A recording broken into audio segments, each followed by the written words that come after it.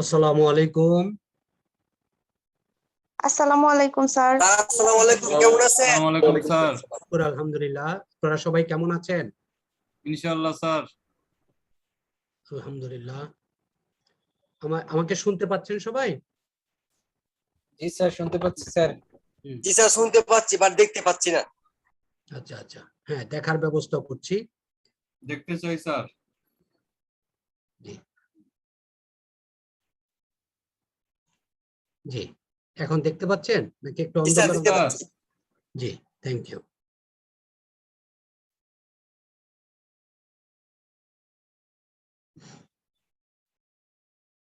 আমরা কি সবাই পড়াশোনা করছি নাকি শুধু ক্লাসই স্যার করছি? আসসালামু আলাইকুম।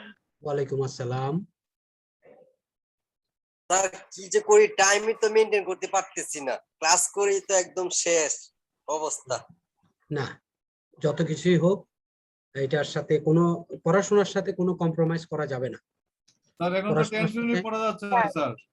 হ্যাঁ, স্যার কিসের আমাদের তো tension? Back to back class sir, তারপর আবার সপ্তাহে 7 স্যার দিনই পরীক্ষা ক্লাস। পরীক্ষা যদি স্যার 23 তারিখে হয় আমাদের কি হবে স্যার? কেন, আমরা যে আলোচনা করছি এই আলোচনা দিয়ে কি পরীক্ষা দিতে পারবো না মনে হচ্ছে? স্যার সবগুলো তো একসাথে আপনার এই যে ই করতে পারছি না স্যার, মানে অ্যাডজাস্ট করতে পারতেছি না স্যার। আচ্ছা, আশা করি অ্যাডজাস্ট হয়ে যাবে। 23 তারিখে যদি পরীক্ষা হয়, সময় তো আছে, এখনো এখনো এক মাস স্যার, সময় আছে। ফর্ম ফিল আপের ডেটও তো দেয় নাই। হ্যাঁ, দিয়ে দিবে, হয়তো দিয়ে সিনিয়র দিবে। ভাইদের রেজাল্টও দেয় না। সিনিয়র ভাইদের রেজাল্ট দিলে ফর্ম ফিল আপ ছাড়লে হয়তো বা ফার্ম থেকে কিছুটা হইলো ছুটি পেতাম, কিন্তু হ্যাঁ, কোনো কিছুই হচ্ছে না আসলে স্যার। হয়ে যাবে ইনশাল্লাহ। আমরা গতদিন কোথায় এসে শেষ করেছিলাম, আমাকে একটু মনে করাবেন?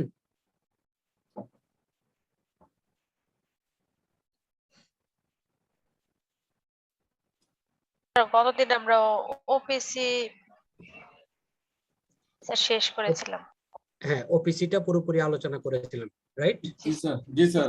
আচ্ছা, এটা একটু দেখে ফেলবেন। এখান থেকে 2-4টা প্রশ্ন ইনশাল্লাহ আশা করি পেয়ে যাবেন, ওটা দেখে ফেলবেন। আর আপনাদের সামনে খাতা কলম আছে? আচ্ছা জি স্যার। স্যার। জি স্যার। একটু খাতা কলম নিয়ে নেন। আমরা কোন কোন এরিয়াগুলো কভার করব আজকে, এই জিনিসটা আপনাদেরকে একটু বলে দেই। তাহলে আমাদের পড়াশোনার, আপনারা যখন রিভিশন দিবেন বাসায়, তখন আপনাদের জন্য একটু সুবিধা হবে। কারণ আমরা, যদিও কোম্পানি আইন পুরোটাই আমাদেরকে সিলেবাসে দেওয়া আছে, কিন্তু আমার কাছে মনে হয় 20 নাম্বারের জন্য আপনাদের জন্য এই প্রিপারেটরি স্টেজে কোম্পানি আইন পুরোটা একটু লোড বেশি মনে হয় আমার কাছে। কিন্তু তারপরেও যেহেতু সিলেবাস দেওয়া আছে, বোর্ড অফ স্টাডিজ এর অ্যাপ্রুভাল আছে, আমরা যারা ক্লাসে আলোচনা করি তাদের পক্ষে এটা বারিত করা অ্যাকচুয়ালি সম্ভব নয়, যে কারণে আমাদেরকে আলোচনাগুলো চালিয়ে যেতে হচ্ছে। আমরা আজকে ইনশাআল্লাহ আলোচনা করব, সেটা হচ্ছে সেকশন 150। সেকশন 150, এটার হেডিংটা আপনারা শুধু শুনে রাখেন, পরবর্তীতে গ্যাজেট দেখে বের করে ফেলতে পারবেন, অথবা যার সামনে যে বই থাকবে সে বই থেকেও বের করে ফেলতে পারবেন। আর আলোচনার ফাঁকে ফাঁকে যদি লিখতে পারেন লিখে ফেলবেন। Restriction on commencement of business. Restriction of commencement of business. আমরা একটা যখন প্রাইভেট লিমিটেড কোম্পানির প্রিভিলেজেস গুলো আলোচনা করেছিলাম, তখন আমরা বলেছিলাম যে প্রাইভেট লিমিটেড কোম্পানির একটা সুবিধা হচ্ছে, ও after getting incorporation certificate they can start their business. After getting incorporation certificate, they can start their business. But for public limited company, there is a limitation. Public limited company জন্য একটা বাধ্যবাধকতা আছে, একটা obligation আছে। That obligation is before starting business, they have to collect অথবা obtain another certificate. That certificate is known as commencement of business. Business আমরা commencement certificate বলে এটাকে চিনি। কি সার্টিফিকেট? বিজনেস কমেন্সমেন্ট সার্টিফিকেট আমরা এটা সব সময় বলি। তাহলে আমরা কিভাবে কথাটাকে শুরু করলাম আর শেষ করলাম? প্রাইভেট লিমিটেড কোম্পানির জন্য সুবিধা কি? সুবিধা হচ্ছে আফটার গেটিং ইস ইনকর্পোরেশন, যখনই সে ইনকর্পোরেশন সার্টিফিকেটটা পেয়ে গেল আন্ডার সেকশন 25, তখন সে they can start their business. But if it is a limited company, that means PLC, আমরা যেটাকে নতুন ভাষায় আফটার ইনসার্শন 11 ক গতদিন বলেছিলাম, 11 ক শব্দটা বলেছিলাম। জি স্যার। 11 ক যখন ইনসার্ট হয়েছে কোম্পানি আইনে, তখন সাথে সাথে একটা বাধ্যবাধকতা তৈরি হয়েছে যে 1% কোম্পানি শেষে আমাদেরকে লিখতে হবে ওপিসি। প্রাইভেট লিমিটেড কোম্পানির শেষে এতদিন আমরা লিখতাম প্রাইভেট লিমিটেড। কি লিখতাম? Private limited. প্রাইভেট লিমিটেড, এখন প্রাইভেট এলটিডি। লিমিটেড, এলটিডি লিখতাম, প্রাইভেট লিমিটেড লিখতাম, এবং পাবলিক লিমিটেডের শেষে লিমিটেড বা সংক্ষেপে এলডিডি লিখতাম। 11 ক ইনসার্ট হওয়ার পর এটা বাধ্যবাধকতা হয়েছে যে 1% কোম্পানির নামের শেষে লিখতে হবে ওপিসি, প্রাইভেট লিমিটেড কোম্পানির নামের শেষে লেখা হবে লিমিটেড, এবং পাবলিক লিমিটেড কোম্পানির নামের শেষে লেখা হবে পিএলসি। এটা কি বলেছিলাম গতদিন? জি স্যার। ইয়েস। এটা কোন সেকশনের মাধ্যমে এটা ইনসার্ট হলো? 11 ক। 11 ক 26 নভেম্বর 2020, তাই না? গতদিন এটা এই সেকেন্ড অ্যামেন্ডমেন্ট সম্পর্কে বলেছিলাম, তাই না? আমরা যখন অফিসে আলোচনা করেছিলাম তখন সেকেন্ড অ্যামেন্ডমেন্টটা আলোচনা করেছিলাম।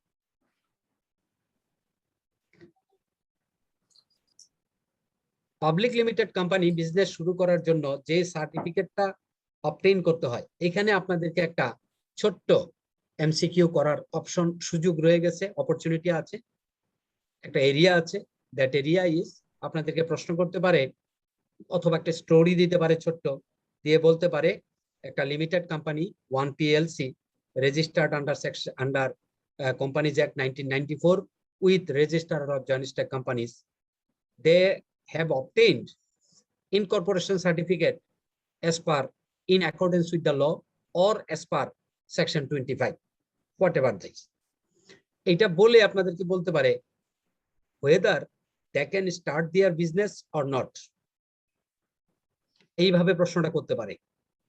তাহলে আমাদেরকে ক্লিয়ারলি জানতে হবে, if it is a public limited company, without obtaining business commencement certificate, they cannot start their business. আমরা কি এই কথাটা ক্লিয়ার হলাম কিনা, নাকি কোনো কনফিউশন আছে? আন্ডার সেকশন 25, সেকশন 25 এর সার্টিফিকেট নেওয়ার পর, দ্যাট ইজ ইনকর্পোরেশন সার্টিফিকেট পাওয়ার পর, private limited company they can start their business, but public limited company can not. Public limited কোম্পানিকে they have to obtain another certificate, that certificate is called business commencement certificate under section 150। এবার কি clear কথাটা? Yes sir. তাইলে আমাদেরকে যেভাবেই প্রশ্ন করুক, আমরা এই জায়গাটা ক্লিয়ার হলাম কিনা যে ইয়েস, পাবলিক লিমিটেড কোম্পানি শুধুমাত্র একটা ইনকর্পোরেশন সার্টিফিকেট পেলেই বিজনেস স্টার্ট করতে পারবে না, তাদেরকে ফার্দার আরেকটা সার্টিফিকেট অবটেইন করতে হবে, that certificate is called business commencement certificate. একভাবে প্রশ্নটা হতে পারে, আমি যে কথাগুলো বলেছি সেই কথাগুলি স্টোরির মাধ্যমে আপনাদেরকে বলে প্রশ্ন করতে পারে যে এই সার্টিফিকেটটার নাম কি, বলতে পারে? জি স্যার পারে। স্যার আমার একটা প্রশ্ন, এই সার্টিফিকেটটা কাদের জন্য প্রযোজ্য? কাদের জন্য প্রযোজ্য? পাবলিক লিমিটেড কোম্পানির জন্য। এইটা কেন অবটেইন করতে হবে? বিজনেস পাবলিক লিমিটেড কোম্পানির বিজনেস স্টার্ট করার জন্য। জি স্যার। কিন্তু আপনাদেরকে যেটা দিয়ে কনফিউজ করবে, আপনাদেরকে বলে নিবে যে তারা একটা কোম্পানি রেজিস্টার্ড হয়েছে, এবং তারা accordingly they have obtain incorporation certificate. যদি আপনাকে প্রশ্ন করে তারা কি বিজনেস স্টার্ট করতে পারবে কি পারবে না? পারবে না স্যার, পাবলিক লিমিটেড হলে পারবে না। যদি পাবলিক লিমিটেড হয় তাহলে তাকে ফার্দার একটা সার্টিফিকেট অবটেইন করতে হবে। That certificate is called business business commencement certificate. That certificate have to obtain under section 150. Yes, এটা হচ্ছে ফার্দার একটা business commencement certificate. That is এটা প্রয়োজন কাদের জন্য? পাবলিক লিমিটেড কোম্পানির জন্য স্যার। এক্স্যাক্টলি, এটা প্রয়োজন পাবলিক লিমিটেড কোম্পানির জন্য। এইটা ছাড়া কি করা যাবে না? বিজনেস শুরু করা যাবে না, স্টার্ট করা যাবে না। কারা করতে পারবে না? Public limited company sir. Private limited company হইলে লাগবে লাগবে না স্যার। লাগবে না। তাইলে আমরা কি সবগুলো যতগুলো কথা এখানে বলার দরকার আছে সবগুলো কথা কি আমরা বুঝতে পারলাম? জি স্যার। জি স্যার। হ্যাঁ, আমাদেরকে এখান থেকে আপনারা কি শুনতে পাচ্ছেন? জি স্যার।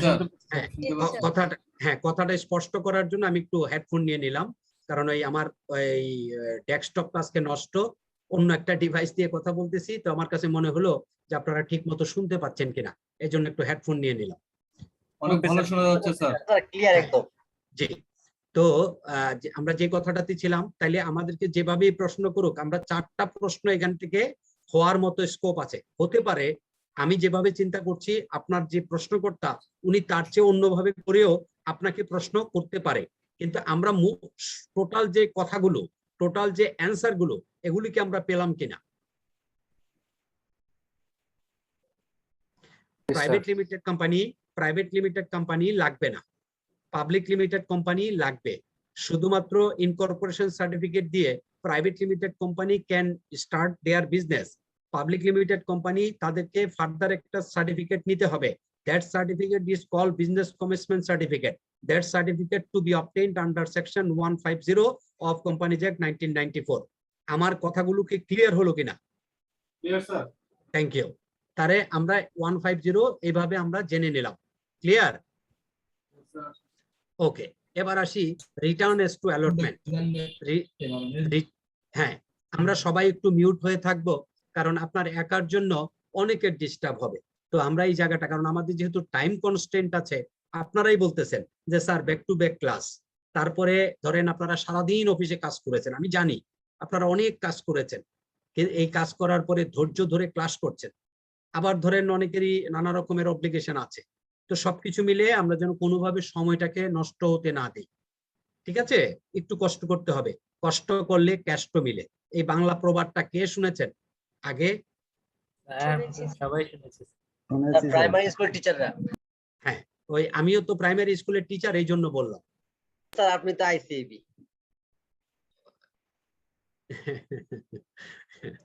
আমি প্রাইমারি স্কুলের আইসিবির প্রাইমারি স্কুলের টিচার আছে, আইসিবির প্রাইমারি স্কুলের teacher.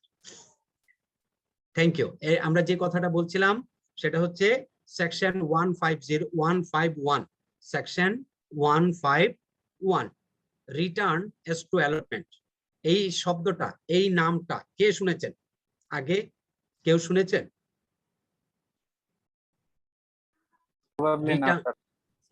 Return as to allotment.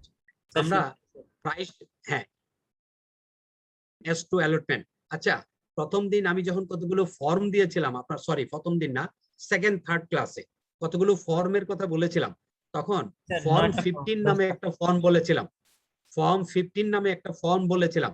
এই কথাটা আমাকে কে মনে করাতে পারবেন যে ওই ফর্মটার নাম কি ছিল?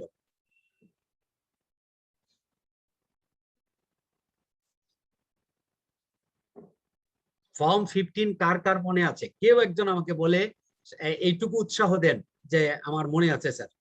ফর্ম 15 বলেছিলাম কি বলি নাই? স্যার বলেন নাই স্যার। বলেছিলেন স্যার। হ্যাঁ, স্যার 11 ফর্ম 15 বলেছিলাম। স্যার 15 তো বলেন নাই।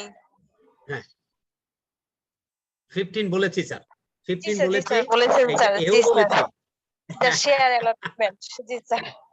Yes share allotment. এখন মনে হয়েছে সবার? এখন সবার মনে হয়েছে? জি sir. Share allotment. Share allotment কখন হবে? শেয়ার অ্যালটমেন্ট হবে আপনার কোন শেয়ার হোল্ডার, কোন সাবস্ক্রাইবার যখন টাকা দিবে তখন তাকে একটা মানি রসিদ তো আপনি দিবেন নাকি দিবেন না?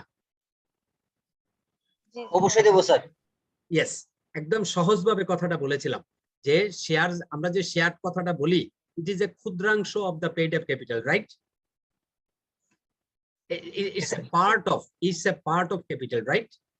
yes sir জি sir Yes, it's a part of capital.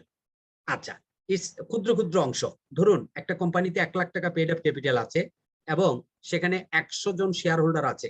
যদি অল আর ইকুয়ালি সাবস্ক্রাইবড হয় তাহলে প্রত্যেকে কয় টাকা করে দিয়েছে?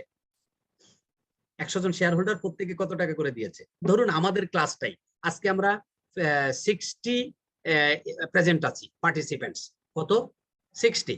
আমরা যদি বলি যে আমাদের একটা কোম্পানি, এই কোম্পানির নাম হচ্ছে company B limited, company B limited. এই বি লিমিটেড কোম্পানিতে আমরা শেয়ার হোল্ডার হচ্ছে 60 জন, আমাদের পেইড আপ ক্যাপিটাল হচ্ছে 60 টাকা।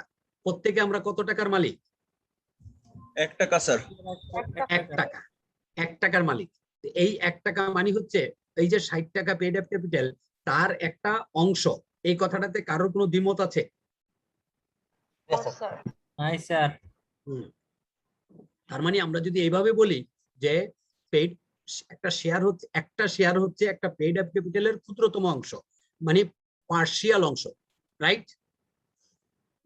জি স্যার ইয়েস। তো এই যে শেয়ার হোল্ডাররা তারা যদি পেইড আপ ক্যাপিটালের টাকা জমা দেয় তাহলে তাকে নিশ্চয়ই আপনি একটা মানি রসিদ দিবেন। এটা সহজভাবে বলেছিলাম আপনাদেরকে যে শেয়ার সার্টিফিকেট মানে হচ্ছে পেইড আপ ক্যাপিটাল যে তারা জমা দিয়েছে তার ডকুমেন্ট, তার একটা সার্টিফিকেট, তার একটা মানি রিসিপ্ট যে আপনি ভাই 100 টাকা শেয়ার নিয়েছেন। তো তাকে একটা কাগজ দিলেন আর বিনিময়ে তার কাছ থেকে 100 টাকার একটা চেক নিলেন। বিষয়টা তো এরকমই নাকি এর মধ্যে কোনো ব্যতিক্রম আছে স্যার? এমনই স্যার। হ্যাঁ স্যার ঠিক আছে স্যার এরকম রাইট? আমরা তাই করেছি, আমরা তাই করছি এবং এটাই প্র্যাকটিস। এটা আমরা হয়তো কোম্পানি আইনের ভাষায় আমরা বলছি শেয়ার সার্টিফিকেট, কোম্পানি আইনের ভাষায় বলছি এটা পেইড আপ ক্যাপিটাল, কোম্পানি আইনের ভাষায় এটাকে বলছি সাবস্ক্রাইব ক্যাপিটাল, এটা কোম্পানি আইনের ভাষায় আমরা বলছি কল্ড আপ ক্যাপিটাল, কোম্পানি আইনের ভাষায় এটাকে বলছি অথরাইজ ক্যাপিটাল। কয়টা ক্যাপিটাল বলেছি? Authorize capital, called up capital, subscribe capital and paid up capital. কয়টা ক্যাপিটাল বলেছি স্যার? 4টা। চারটা স্যার Yes, 4টা। অথরাইজ ক্যাপিটাল মিন্স আপনি এই টাকাটা, এই ক্যাপিটালটা রেজিস্ট্রারের কাছে রেজিস্টার করেছেন। কি করেছেন? register রেজিস্টার করেছেন। আচ্ছা, এর সাথে আরেকটা কথা বলে রাখি, আমরা যখন রেজিস্টার অফিসে অর্থাৎ আরজেএসসি তে যখন পেইড ক্যাপিটাল রেজিস্টার করি তখন কি অথরাইজ ক্যাপিটালের উপরে ফি জমা দেই নাকি পেইড আপ ক্যাপিটালের উপরে ফি জমা দেই? Sir paid up. অথরাইজড ক্যাপিটালের উপরে স্যার, কে বলতে পারবেন? অথরাইজড ক্যাপিটালের উপরে দেওয়া হয়তো এক্স্যাক্টলি, উপর। Exactly. Ashikuzzaman, thank you so much. আমরা অথরাইজ ক্যাপিটালকে রেজিস্টার করি যে কারণে অথরাইজ ক্যাপিটালের উপরে আমাকে ফি জমা দিতে হয়। কিসের উপরে ফি জমা দিতে হয় স্যার? অথরাইজড ক্যাপিটালের উপরে। অথরাইজ ক্যাপিটালের উপরে আমাকে ফি জমা দিতে হয় এবং এটার কতগুলো বটম লাইন আছে। ধরুন সে ফর একটা এক্সাম্পল হিসাবে যদি বলি তাহলে আপনি যদি 1 কোটি টাকা অথরাইজ ক্যাপিটাল রেজিস্টার্ড করান সর্বসাকুল্যে আপনার নিয়ার অ্যাবাউট 18,000 টাকার মতো গভর্নমেন্টের ফি আসবে। ঠিক আছে? তার মানে কি আমরা রেশিওতে কত পার্সেন্ট হইলো তাইলে? এটা এটা ক্যালকুলেশন করলে পাওয়া যাবে, বাট 18,000 টাকার মতো আসে। এই হ্যাঁ, 1 কোটি টাকা অথরাইজ ক্যাপিটালে। এই যে অথরাইজ ক্যাপিটাল বললাম, এই 4টা ক্যাপিটালকে আজকে আমরা একটু ভালো করে জেনে নেই, কেন এটা কিন্তু আপনাকে কনফিউজ করে ফেলবে। অথরাইজ ক্যাপিটাল, যে ক্যাপিটালটা সর্বোচ্চ ক্যাপিটাল অফ দা কোম্পানি, আপনি চাইলে এটাকে বাড়াতে পারবেন, কিন্তু যেটা আপনি রেজিস্টার্ড করবেন সেই রেজিস্ট্রেশনের জন্য আপনাকে ফি জমা দিতে হবে। মিন্স গভর্নমেন্টের কাছে আপনাকে রেজিস্টার্ড ক্যাপিটালটা রেজিস্টার করতে হবে, অথরাইজ ক্যাপিটালটা। এটা কি ক্লিয়ার? ক্যাপিটাল তো, এই ক্যাপিটালটাই তো আমরা পরবর্তীতে শেয়ার হিসেবে বাজারে ছাড়ি নাকি? এক্স্যাক্টলি। আপনি যখনই ক্যাপিটাল ইস্যু করবেন, আপনি যখন শেয়ার ইস্যু করবেন অর্থাৎ পাবলিকের কাছ থেকে যখন আপনি টাকা নিতে শুরু করবেন, আপনি কোনোভাবেই অথরাইজ ক্যাপিটালের বেশি পেইড আপ ক্যাপিটাল করতে পারবেন না। কথাটা কি ক্লিয়ার হলো? স্যার yes sir জি, আমরা যখন section 155 further issue of capital পড়বো তখন ওই জায়গাটাতে আমরা ক্লিয়ার হয়ে যাব। সেকশন 155 একটু পরেই আমরা আলোচনা করব, সেখানে আমরা একদম ক্লিয়ার হব যে কিভাবে ক্যাপিটালটা আপ ডাউন করছে। শুধু এইটুকু এখন আমরা জানি যে অথরাইজ ক্যাপিটাল মিনস যেই ক্যাপিটালটা আপনি রেজিস্ট্রারের কাছে ফি দিয়ে রেজিস্টার্ড করেছেন। কথাটা কি ক্লিয়ার হলো? Yes, এবার sir. আপনি আপনার যে শেয়ার হোল্ডাররা, প্রসপেক্টিভ শেয়ার হোল্ডার যারা আছে, প্রসপেক্টিভ শেয়ার হোল্ডার যারা আছে, প্রুডেন্ট শেয়ার হোল্ডার যারা আছে, যারা শেয়ার হোল্ডার হতে ইচ্ছা করেছে অথবা হতে পারে অথবা হতে চায়, এরকম শেয়ার হোল্ডার যারা আছে তাদেরকে আপনি বললেন যে ভাই আমার অথরাইজ ক্যাপিটাল আছে 1 কোটি টাকা, তোমরা এই 1 কোটি টাকার মধ্যে কে কত টাকা শেয়ার কিনতে চাও বলো। এই যে আপনি বললেন, this is one kind of offer, right কিনা? Yes, sir. Offer. Yes, this is offer. কারণ আমরা যখন contract act by this time পড়া হয়ে গেছে, নিশ্চয়ই দিন ইসলাম মিয়া স্যার আপনাদেরকে এটা শেষ করে ফেলেছে, রাইট? জি স্যার। Yes, sir. দিন ইসলাম মিয়া স্যারের ক্লাস কি শেষ আপনাদের সাথে? দিন ইসলাম মিয়া স্যারের ক্লাস কি শেষ? না স্যার, শেষ না, এখন রানিং। ক্লাস লাগবে ওনার। ওকে, আমরা উনি যখন কন্ট্রাক্ট অ্যাক্ট করিয়েছেন তখন নিশ্চয়ই এই অফার, প্রপোজাল, অ্যাকসেপ্টেন্স এই কথাগুলো পড়িয়েছে, রাইট? পড়িয়েছেন স্যার। ইয়েস, সেই জায়গায় আপনি অফার করলেন পাবলিক রে যে ভাই আমার 1 কোটি টাকা অথরাইজ ক্যাপিটাল আছে, এর মধ্যে কে কত টাকা শেয়ার কিনতে চাও বলো। এই যে আপনি অফারটা করলেন, this is called up, this is called up. এর মধ্যে থেকে অফার করাটাই কলটা বলা হয়।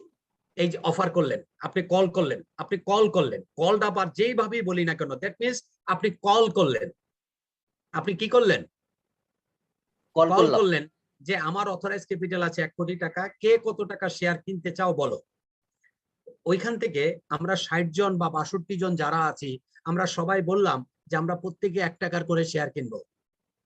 এই যে আমরা প্রত্যেকে 1 টাকার করে শেয়ার কিনবো করেছি, দ্যাট মিনস আমরা কিন্তু ওনার যে অফারটা, ওনার যে প্রপোজালটা, এটাকে প্রাইমারিলি অ্যাকসেপ্ট করেছি, right or wrong? G sir, আমরা অ্যাকসেপ্ট রাইট স্যার। অ্যাকসেপ্ট করেছি।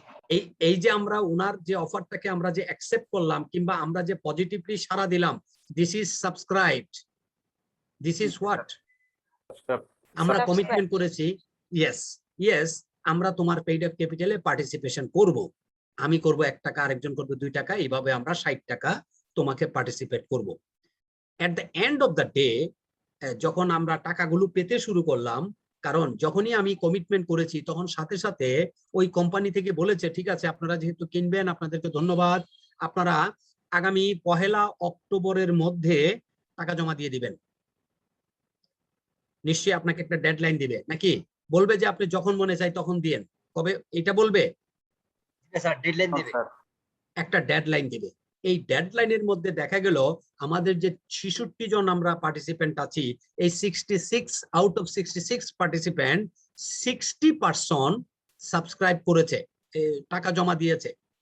এই যে 60% টাকা জমা দিয়েছে, এটা হচ্ছে পেইড আপ। কথাটা কি ক্লিয়ার হলো? Yes sir. আজকের Yes, পরে sir. কি আমরা এই পার্থক্যটা বুঝতে পারবো? জি স্যার। এই 4টা শব্দ থেকে আমাদেরকে যদি কোনো জায়গায় একটু একটা এমসিকিউ দিয়ে আটকানোর চেষ্টা করে, আমরা কি আজকে অ্যান্সার করতে পারবো? ইনশাআল্লাহ sir. Inshallah, sir. Very good, thank you so much. আমি কনফার্ম হলাম যে আপনারা কথাগুলো মনোযোগ দিয়ে শুনেছেন। তারপরেও কারোর যদি অসুবিধা হয়ে থাকে, I am repeating. Number 1, authorized capital to be registered with the registrar by giving requisite fees. Clear? Next, Yes, sir. after registering your authorized capital, then you're offering to the public to subscribe your capital, authorized capital. আপনি যখন offer করলেন, that is called up. After your offer, আপনি যাদের উদ্দেশ্যে offer করেছেন সবাই আপনাকে positive response করেছে। আপনার প্রুডেন্ট অর পটেনশিয়াল সাবস্ক্রাইবাররা তারা সবাই কি করেছে? পজিটিভ রেসপন্স করেছে। That positive response is called subscribe. Yes sir. এই সাবস্ক্রাইবের পরে যখন উইদিন দ্য ডেডলাইন অথবা within the stipulated time, whatever amount has been deposited your bank account of the company, এইটা যখন আপনি ক্যালকুলেশন করতে গেলেন, গিয়ে দেখলেন ওখানে 6 জন টাকা জমা দেয় নাই। এই যে 60 জন টাকা জমা দিল, that is paid up. Clear? ইনশাআল্লাহ স্যার। জি। এই যে আপনি টাকাটা জমা নিলেন, আপনি যে স্টিপুলেটেড টাইমের মধ্যে টাকাটা কালেকশন করলেন, এই যে কালেকশনটা it should be inform to the registrar of joint stock companies within a time frame, that is within 60 days. এই যে আপনি অ্যালটমেন্ট করলেন, এই যে আপনি পেইড আপ ক্যাপিটাল নিলেন, এই পেইড আপ ক্যাপিটালের বিপরীতে এই যে টাকা জমা নিলেন তার বিপরীতে তাকে যে মানি রিসিভ দিলেন, এইটা to be ensured, to be registered, to be submitted to the registrar of joint stock companies within 60 days. কয় দিনের মধ্যে? 60 দিনের মধ্যে। 3 days. ওকে। যেই সমস্ত ডেট গুলো আছে, যেই সমস্ত জায়গাগুলোতে ডেজ উল্লেখ আছে, এই জিনিসগুলো খুব ভালো করে মনে রাখবেন, কারণ এমসিকিউ পরীক্ষায় এইগুলি কিন্তু প্রশ্ন করা খুব সহজ টিচারদের জন্য, ঠিক না? স্যার এবং Yes, sir. আমি যদি কোনো একটা জায়গায় 60 ডেজ 45 দিন এবং 14 দিন বা 15 দিন অথবা সাথে যদি একটা 21 দিন দিয়ে দেই, আপনি কিন্তু পরীক্ষার হলে বসে যদি আপনি নিশ্চিত না থাকেন, অর্থাৎ আজকের আলোচনাটা যদি মনোযোগ দিয়ে না শুনেন, আপনি কিন্তু কনফিউজড হতে বাধ্য। কারণ কি, এটা শুধু এটা আপনি যদি মনে করেন যে আপনার দুর্বলতা, নও, এটা হচ্ছে মেমোরির দুর্বলতা। কারণ এরকমের হাজারটা ডেট আপনার মাথায় কিন্তু লোড করা, ঠিক কিনা স্যার? জি স্যার। একটার একটাকে কনফ্লিক্ট করবে। যখনই একই 60 ডেজ 45 দিন এবং 21 দিন দিয়ে দিলাম, অথবা দিলাম 60 ডেজ 14 দিন 21 দিন, তিনোটা ডেট আপনি কিন্তু কোনো না কোনো ভাবে স্যারের মুখ থেকে শুনেছেন, ঠিক না? আপনি যখন আইনটা পড়তে গেছেন তখন কয়েক হাজার বার এই ডেট গুলো বিভিন্ন ফর্মে আপনি পড়েছেন, ঠিক না? এখন যখন পরীক্ষার হলে এই ডেট গুলো আপনার চোখের সামনে আসবে, আপনি কনফিউজড হতে বাধ্য। তাহলে আমরা কি করলাম, একদম আমি আপনাদেরকে লাস্টের দিন আরো কয়টা ছোট ছোট টিপস হয়তো দেওয়ার চেষ্টা করব, আল্লাহ যদি বাঁচায় রাখে। সেটা হচ্ছে, যেহেতু এমসিকিউটা একটা নতুন ঢঙ্গের পরীক্ষা হবে, আমি নিজেও কনফিউজড যে কিভাবে প্রশ্ন হবে, কিভাবে আপনাদেরকে এটার সাথে ইউজ টু করা যাবে, ফ্যামিলিয়ার করা যাবে, অথবা এটাকে কি বলবো, ফ্রেন্ডলি করা যাবে। এক্সামিনেশনের সাথে আপনি কিভাবে ফ্রেন্ডলি হবেন, এটা নিয়ে আমি এখনো পর্যন্ত মানে আমিও নিজেই কিছুটা ভীতি সন্ত্রস্ত আছি। তথাপিও যেহেতু সিদ্ধান্ত নিয়েছে ইনস্টিটিউট, আপনাকে তো এটা অ্যাপিয়ার করতে হবে, তাই না স্যার? জি স্যার। এই জায়গাটা আমি চেষ্টা করব আপনাদেরকে কয়েকটা টিপস দেওয়ার, যে টিপস গুলো হয়তো আপনাদেরকে একটু পরীক্ষার হলে একটু উপকার করলেও করতে পারে। আমরা কি বলছিলাম, এই যে অ্যালটমেন্টটা, that allotment should be inform to the registrar, should inform to the registrar within 60 days. তাইলে লেটার অফ অ্যালটমেন্ট। এবার আসি, কি বলেছিলাম, রিটার্ন এস টু অ্যালটমেন্ট শব্দটা কি? Return as to allotment under section 151, under section 151, after taking paid up capital or allotting any share within 60 days, এটা কি করতে হবে? রিটার্ন সাবমিট করতে হবে to the registrar by filing up form number 15। এখানে কয়টা ইনফরমেশন? স্যার অনেক, sir আবার বলতে হবে স্যার।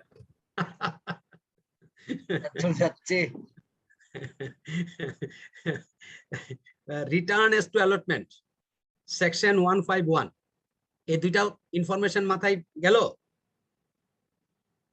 জি sir. after issuing, after allotting any share, আপনাকে কি করতে হবে? উইদিন 60 ডেজ সেটা রেজিস্ট্রারকে ইনফর্ম করতে হবে by filing up form number 15। কয়টা হলো? 5টা ইনফরমেশন হলো। এই 5টা ইনফরমেশন দিয়ে আপনাকে একটা প্রশ্ন করে ফেলা সম্ভব, ঠিক কি না? 5টাই দেওয়া সম্ভব।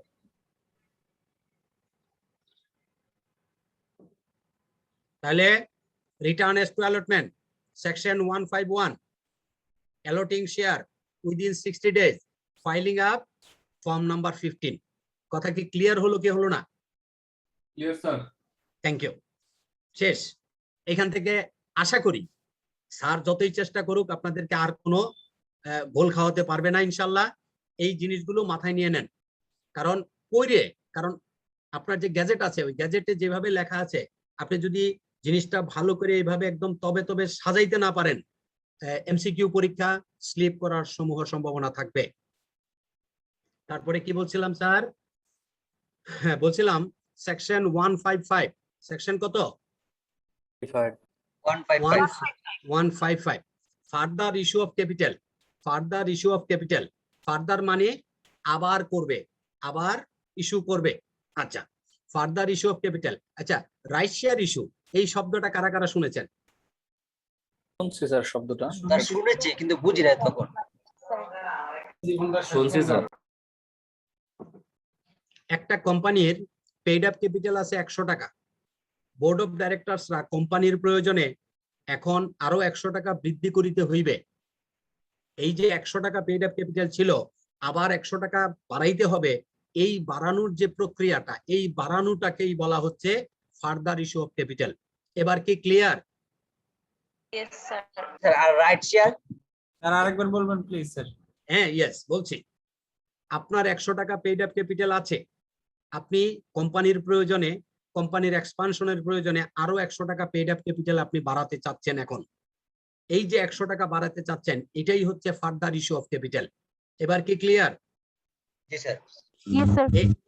এই যে ফার্দার ইস্যু অফ ক্যাপিটাল, এই যে further issue of capital, this is governed by section 155। Section 155। 155 further issue of capital. এখানে এই দুইটা তথ্য দিলাম, একটা হচ্ছে সেকশন 155, নেক্সট হচ্ছে ফার্দার ইস্যু অফ ক্যাপিটাল। এটাকে আমরা পপুলারলি ব্যবহার করি রাইট শেয়ার ইস্যু। এই রাইট শেয়ার ইস্যুর যে বিষয়টা, এইটা যদি পাবলিক লিমিটেড কোম্পানি হয়, পাবলিক লিমিটেড কোম্পানি হলে Bangladesh securities and exchange commission rights issue rule 2006 এইটা দিয়ে অপারেট গভর্ন হয়। অবশ্য আপনাদের বেলায় বিসেকের এই রেফারেন্সটা হয়তো তারা জানতে চাইবে না। এটা কেন বললাম? কারণ আমরা কোম্পানি আইনে এই রাইট শেয়ার ইস্যু এইটাকে ব্যবহার করি কম। আমরা এখানে ফার্দার ইস্যু অফ ক্যাপিটাল বলি। এই further issue of capital, increase of paid up capital, এই দুইটা শব্দের মধ্যে কোনো পার্থক্য আছে? আরেকবার বলবেন প্লিজ।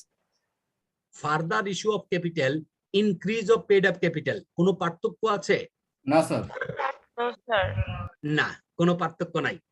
এবার আসি, হ্যাঁ আরেকটা আছে changes of paid up capital. এখন কি কোনো পার্থক্য আছে? জি স্যার, একটু তো থাকা উচিত। মনে হচ্ছে। এক্স্যাক্টলি, ইয়েস, এখানে একটা পার্থক্য আছে। Changes mean changes can be increase, can be decrease, can be reform. Changes, কথাটা কি ক্লিয়ার হলো? জি স্যার। আমরা সেকশন 53, অনলি 53 যখন আমরা আলোচনা করেছিলাম, তখন আমরা সেকশন 53 যখন আলোচনা করেছিলাম তখন বলেছিলাম যে changes of capital, it might be increase, it might be decrease, it can be reforms, মানে changes of formation.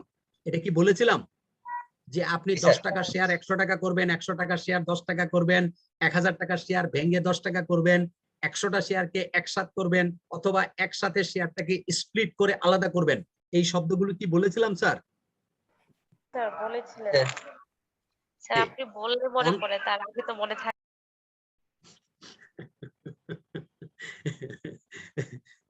Time constant তো, না হলে হয়তো আবার পুরো জিনিসটাই আবার করে বলতাম।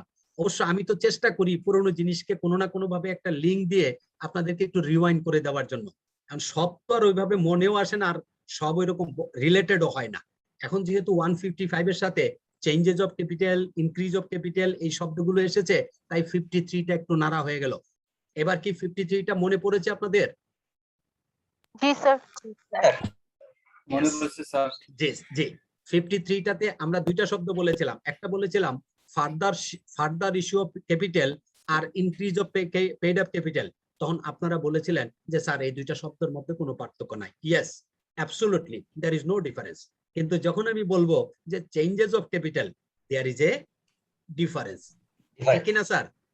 Sir because changes includes the increase but increase not includes the changes ঠিক কি না changes include increase হচ্ছে changes এর একটা পার্ট আর changes হচ্ছে অনেকগুলো কম্পোনেন্ট কথাটা clear sir further issue of capital 155 governs by 155 এটা হচ্ছে রাইট শেয়ার ইস্যু এটার জন্য শর্ত হচ্ছে কি আপনি যখনই ফার্দার ইস্যু করতে যাবেন অবশ্যই আপনি করতে পারবেন প্রথম কথা হচ্ছে আপনি ফার্দার ইস্যু করতে পারবেন সাবজেক্ট টু অথবা limit to authorized capital that means beyond authorized capital you can গো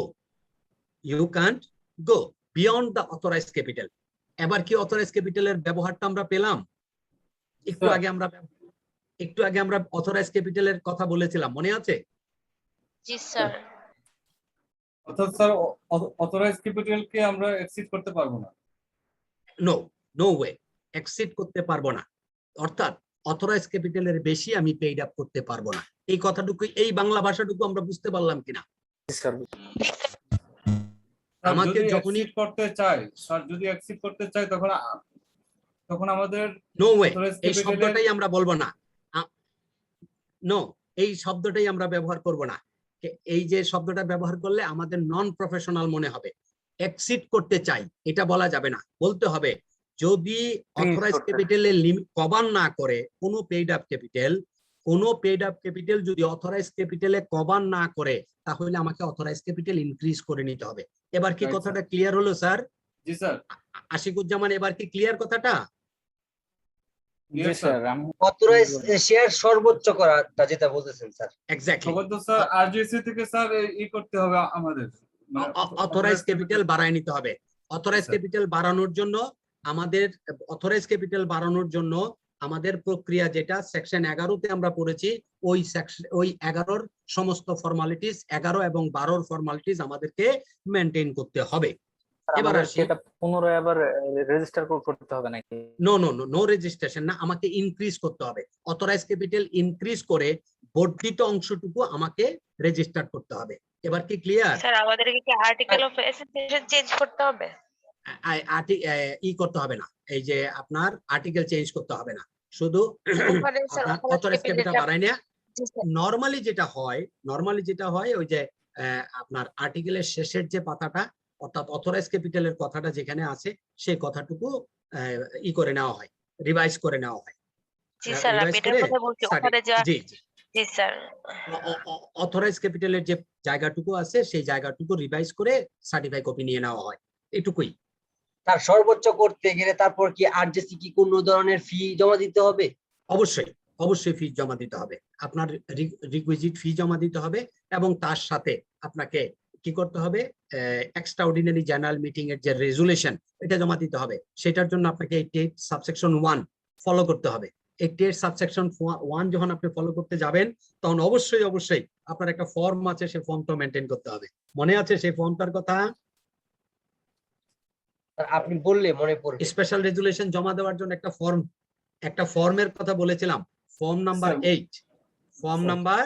8 মনে আছে এখন মনে হয়েছে স্যার জি ফর্ম নাম্বার 8 এবং 88 এর সাবসেকশন 1 এই ধারায় ওইটা গভর্নস করে ঠিক আছে এইটা একটা প্রক্রিয়াটা এই প্রক্রিয়াটার মাধ্যমে আপনি অথরাইজ ক্যাপিটালটা চেঞ্জ করে দেন আপনি অথরাইজ ক্যাপিটাল করবেন এইটুকুতে আমরা সীমাবদ্ধ থাকি কারণ এটা যদি একদম লম্বা করতে যাই দেখা যাবে যে শুধু এইটা নিয়েই আমরা অনেক দূর চলে গেছি তাহলে আমাকে প্রথম কথা হচ্ছে উইদিন দা অথরাইজ ক্যাপিটাল আমি ইনক্রিজ করতে পারবো এই কথাটা কি ক্লিয়ার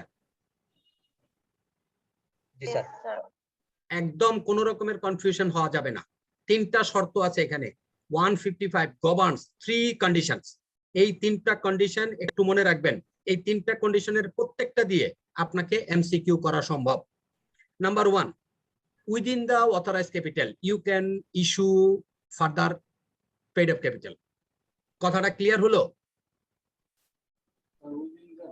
নেক্সট আরেকবার রিপিট করুন Obvious. স্যার প্লিজ শুনতে পাইনি আমি কথা উইদিন দা অথরাইজড ক্যাপিটাল আপনি ফার্দার ইস্যু করবেন সেকশন 155 নাম্বার 2 এক্সিস্টিং শেয়ার হোল্ডারদেরকে অবশ্যই আপনি অফার করবেন as per their existing proportion. কথাটা বুঝতে পারছেন কি পারেন নাই? ধরুন 100 টাকার ক্যাপিটালে 3 জনের পার্টিসিপেশন আছে 30 টাকা, 30 টাকা, 40 টাকা। আপনি যখন সেকশন 155 নতুন করে আবার 100 টাকা ইস্যু করবেন, তখন ওই 3 জনকেই 30, 30, 40 অফার করিতে হইবে। কথাটা কি বোঝা গেল? এক্সিস্টিং বেশি প্রপোর্শন। বা কম কিনতে চাই, নো স্যার, এই প্রশ্নতে এখন যাবেন না, তাইলে গোল পাকায় ফেলবেন। কন্ডিশন নাম্বার 1 বলেছি, উইদিন দ্য অথরাইজড ক্যাপিটাল।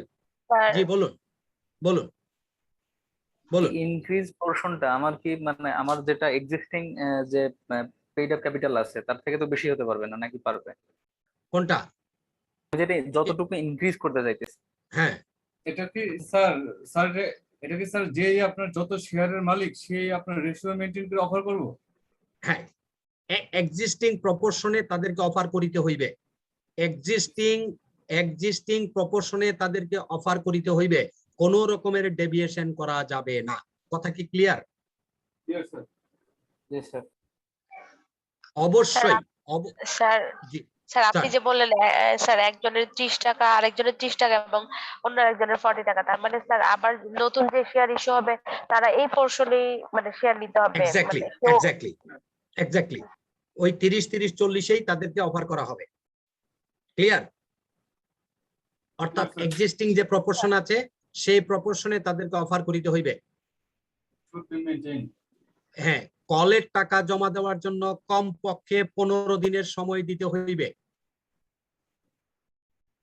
কলের টাকা জমা দেওয়ার জন্য কমপক্ষে 15 দিনের সময় দিতে হইবে। নেক্সট, যদি কেউ আপনি তিনটা কথা কি বলতে চাচ্ছিলেন সেটা তো আর বলা হয়নি। উইথআউট এই যে- কি যেন 1 নাম্বার, অথরাইজ ক্যাপিটালের মধ্যে paid up capital further issue করা যাবে। ক্লিয়ার? জি স্যার। তারপর স্যার এক্সিস্টিং প্রপোর্শনে তাদেরকে অফার করিতে হইবে। নাম্বার 3, কমপক্ষে 15 দিন, কল করার পর 15 দিন সময় দিতে হবে টাকা জমা দেওয়ার জন্য। পেইড আপের জন্য 15 ডেজ টাইম তাদেরকে দিতে হবে। যদি কেউ রিফিউজ করে, কিনতে না চায়, সেই ক্ষেত্রে তার লিখিত অনুমোদন সাপেক্ষে অন্য কেউ ওই শেয়ারটা সাবস্ক্রাইব করতে পারবে। কিন্তু প্রথম 3টা কথা হলো আসল। 1 নাম্বার, উইদিন দা অথরাইজ ক্যাপিটাল। 2 নম্বর, এক্সিস্টিং প্রপোর্শনে তাদেরকে অফার করিতে হইবে। 3 নম্বর, কমপক্ষে 15 দিন সময় দিতে হইবে। কেউ যদি কিনতে না চায়, সে যদি ইচ্ছা পোষণ করে যে আমি ভাই কিনতে পারবো না, আমার কাছে টাকা নাই, আমি বললাম যে আমি বোর্ডকে বললাম যে ভাই আমার টাকা নাই, আমি এই শেয়ার কিনতে পারবো না। তখন বোর্ডে আলোচনা হবে যে মিস্টার এ শেয়ারটা কিনতে পারছে না, 30 টাকা তার অফার করা ছিল, সে 30 টাকা কিনতে পারছে না। এখন আপনারা কেউ কিনবেন কিনা? বাকি যে 2 জন আছে, 2 জন যদি মনে করে কেউ একা কিনতে পারবে, যদি মনে করে 2 জনে ভাগাভাগি করে কিনতে পারবে। এর পরেও যদি বোর্ড মনে করে স্ট্র্যাটেজিক্যাল কারণে যে ঠিক আছে আমরা যেহেতু কেউই কিনতে পারছি না, আচ্ছা ঠিক আছে আমরা বাইরের থেকে একজন লোক নিয়ে আসবো, সেটাও করা সম্ভব হবে, কিন্তু subject to approval from the board, approval from the meeting. Okay, কথাটা ক্লিয়ার হলো কিনা? স্যার আমার স্যার ধন্যবাদ। Clear, sir. প্রশ্ন আছে স্যার। জি বলুন। স্যার মানে আমি হয়তো মিস করে গেছি ওইটা, আপনি হয়তো বলছেন আমি খেয়াল করিনি মেবি। স্যার বিষয়টা হচ্ছে যে যেটা আমার জানার প্রয়োজন সেটা হচ্ছে যে আমরা যখন মানে ক্যাপিটাল ইনক্রিজ করার চেষ্টা করব, তখন জি। আমাদের এই ইনক্রিজিং পোরশনটার কি কোনো মানে রেশিও আছে নাকি, কোনো ইয়ে আছে, রেস্ট্রিকশন আছে যে আমি এত টাকার বেশি করতে পারবো নো না? নো নো নো নো এটা যদি এই প্রাইভেট মানে আমরা এখন যে আলোচনাটা করছি এইখানে কোনো লিমিটেশন নাই। এখানে লিমিটেশন হচ্ছে উইদিন দা অথরাইজ ক্যাপিটাল, এইটার লিমিট হচ্ছে অথরাইজ ক্যাপিটাল। কথাটা কি ক্লিয়ার? মানে অথরাইজ ক্যাপিটালের বেশি আমি ইস্যু করতে, নতুন করে ইনক্রিজ করতে পারবো না? না, নতুন করে না, মানে নতুন পুরাতন মিলে অথরাইজ ক্যাপিটালের বেশি হবে না। অথরাইজ ক্যাপিটাল তো মিন্স সর্বোচ্চ যেটা বলা হলো। হ্যাঁ, ইয়েস স্যার, মানে এটাই হয়তো মিস করে গেছি। Thank you. ওকে, হ্যাঁ, যেহেতু প্রশ্নটা করেছেন বলে রাখি, যদি এটা পাবলিকলি ট্রেডেড কোম্পানি হতো বা পাবলিক লিমিটেড কোম্পানি হতো, তাহলে একটার বিপরীতে সর্বোচ্চ 5টা অফার করা যাবে। যদি একটা হোল্ড করে সেক্ষেত্রে আমি তাকে 5টা পর্যন্ত অফার করতে পারবো। সর্বোচ্চ।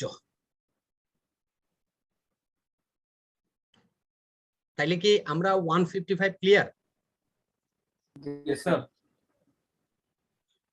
নেক্সট আমরা এরপরে পড়ব সেকশন 181।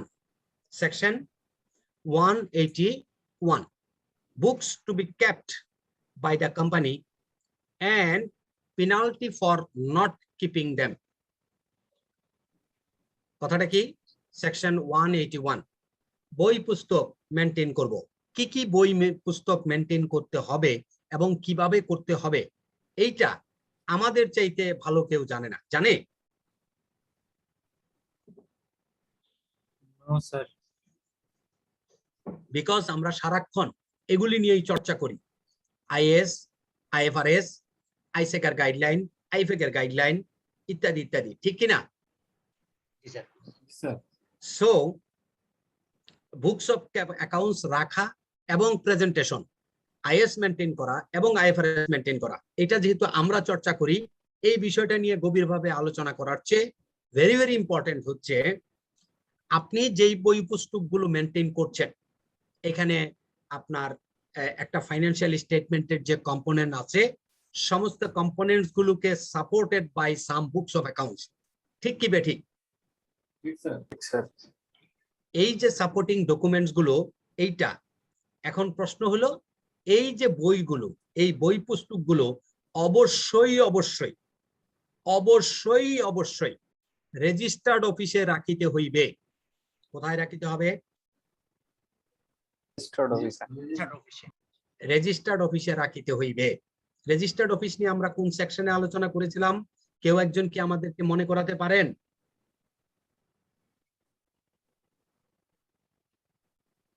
আপনি কি বলেছেন শুনি নাই। রেজিস্টার্ড অফিস নিয়ে আমরা একটু আলোচনা করেছিলাম, সেই আলোচনাটা কোন সেকশনে করেছিলাম? কেউ কি আমাকে একটু মনে করাতে পারেন?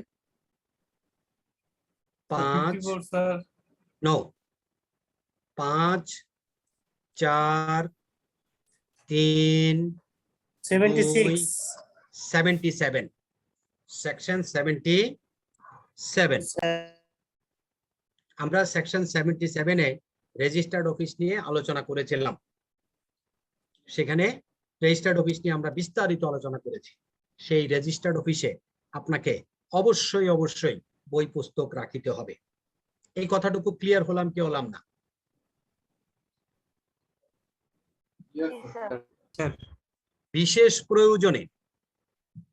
বিশেষ প্রয়োজনে রেজিস্টার্ড অফিসের বাইরে আপনাকে যদি বই পুস্তক সরাতে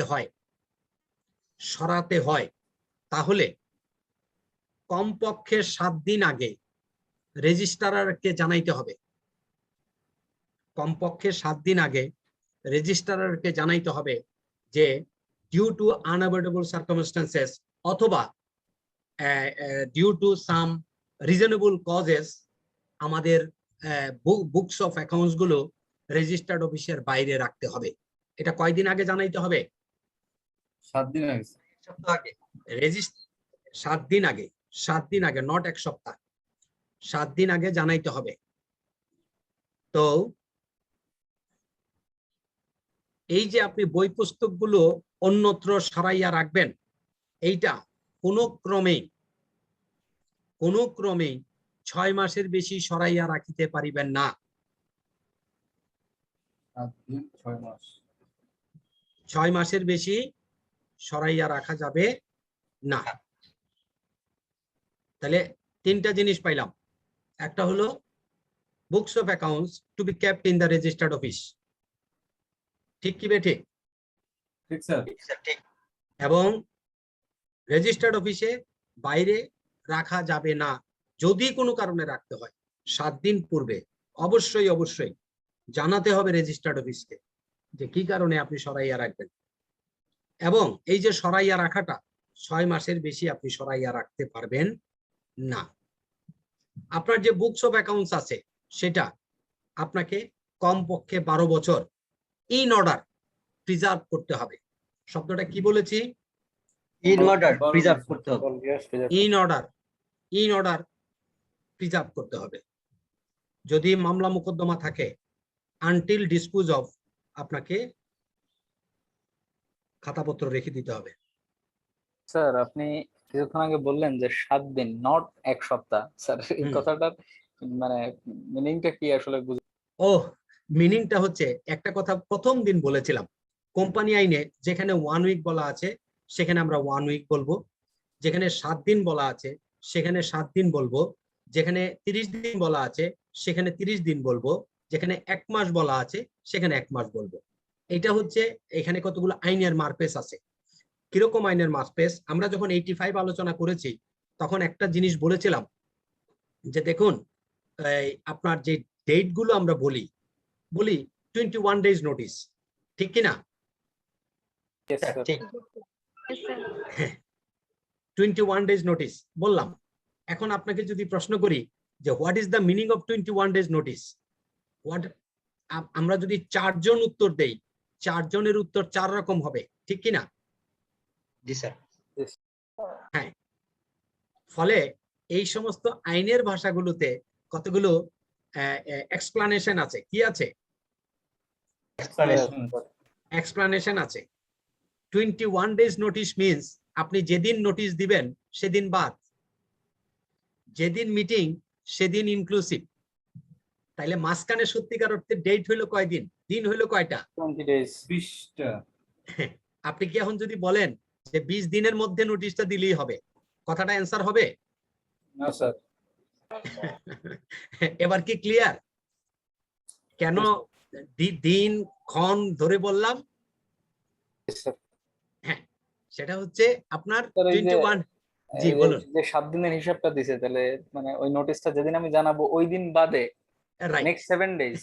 হ্যাঁ, নেক্সট এই কথাটা আবার বলে নাই, আচ্ছা বলছে যে 7 ডেজ নোটিস তাকে দিতে হবে। তার মানে হচ্ছে এটার একটা ইমপ্লাইড একটা অ্যান্সার হচ্ছে যেদিন আপনি চিঠিটা দিবেন, যে কোনো চিঠি এই আইনের বেলায় ওই দিনটা বাদ, আর যে দিনের ঘটনাটা সে দিনটা ইনক্লুসিভ। এবার চিঠি দেওয়ার দিন বাদ দিয়ে পরের দিন থেকে গোনা শুরু করলে হয়ে যাচ্ছে। এবার কি clear? Sir thank you sir. জি আচ্ছা, এইটা হচ্ছে অতীব গুরুত্বপূর্ণ জিনিস। স্যার এই ক্ষেত্রে যদি মাঝখানে ফ্রাইডে থাকে বা গভর্নমেন্ট হলিডে থাকে তাহলে এগুলো এখানে দুইটা জিনিস, একটা হচ্ছে কোনো কোনো ক্ষেত্রে বলা আছে 7 দিন, কোনো কোনো ক্ষেত্রে বলা আছে 30 দিন, কোনো কোনো ক্ষেত্রে বলা আছে 30 ওয়ার্কিং ডে। এবার কি ক্লিয়ার হলো? হ্যাঁ স্যার, ঠিক আছে, বুঝতে পারছি স্যার। হ্যাঁ, 30 দিন মানে 30 দিন, আর 30 ওয়ার্কিং ডে মানে 30 ওয়ার্কিং ডে সব বন্ধ বাদ। স্যার 30তম দিন যদি ফ্রাইডে হয় স্যার? এইটার জন্য এটার ইমপ্লাইড সিদ্ধান্ত হচ্ছে আইনের ভাষায় পরবর্তী ওপেন ডে আপনার জন্য অ্যাপ্লিকেবল। আচ্ছা আচ্ছা, জি স্যার। মনে করুন যে কোনো কারণে হোক, যেমন ধরুন আপনাকে বলেছে আপনি 20 তারিখে এসে হাজির হবেন। কয় তারিখে? 20 তারিখে। 19 তারিখে গভর্নমেন্ট সাধারণ ছুটি ঘোষণা করেছে যে আগামী 7 দিন অফিস বন্ধ থাকিবে, সমস্ত বাংলাদেশ বন্ধ থাকিবে। আপনার জন্য কি ওখানে হাজিরা দেওয়া আইনত বাধ্যবাধকতা আছে, নাকি আপনি 7 দিন পরে আপনার জন্য অ্যাপ্লিকেবল হবে? কোনটা? 7 দিন পরে যে আপনার ওয়ার্কিং ডে সেটা। Exactly, clear?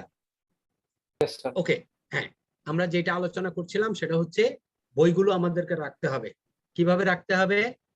আমাদেরকে প্রথমত রেজিস্টার্ড অফিসে রাখতে হবে। সেকেন্ড হচ্ছে আমরা কোনোভাবে এটা রেজিস্টার্ড অফিসের বাইরে রাখতে পারবো না। যদি রাখতে হয় কোনো প্রয়োজনে, তাহলে 7 দিন পূর্বে এটা রেজিস্ট্রারকে জানাইতে হবে, এবং 60 দিনের 6 মাসের বেশি আমি সরাইয়া রাখিতে পারিব না। 12 বছর ইন অর্ডার আমাকে প্রিজার্ভ করিতে হইবে।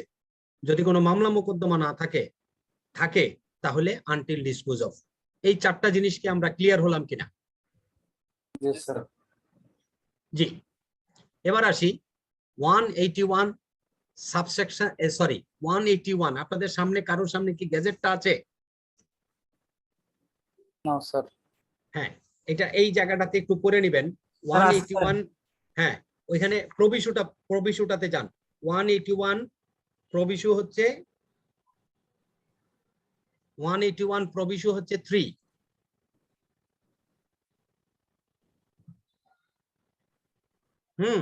এইটা একদম একদম মুখস্থ করে ফেলবেন। 181 সাবসেকশন 3 এর একটা প্রভিশন আছে। কথাটা কি বুঝতে পেরেছেন কিনা আপনারা?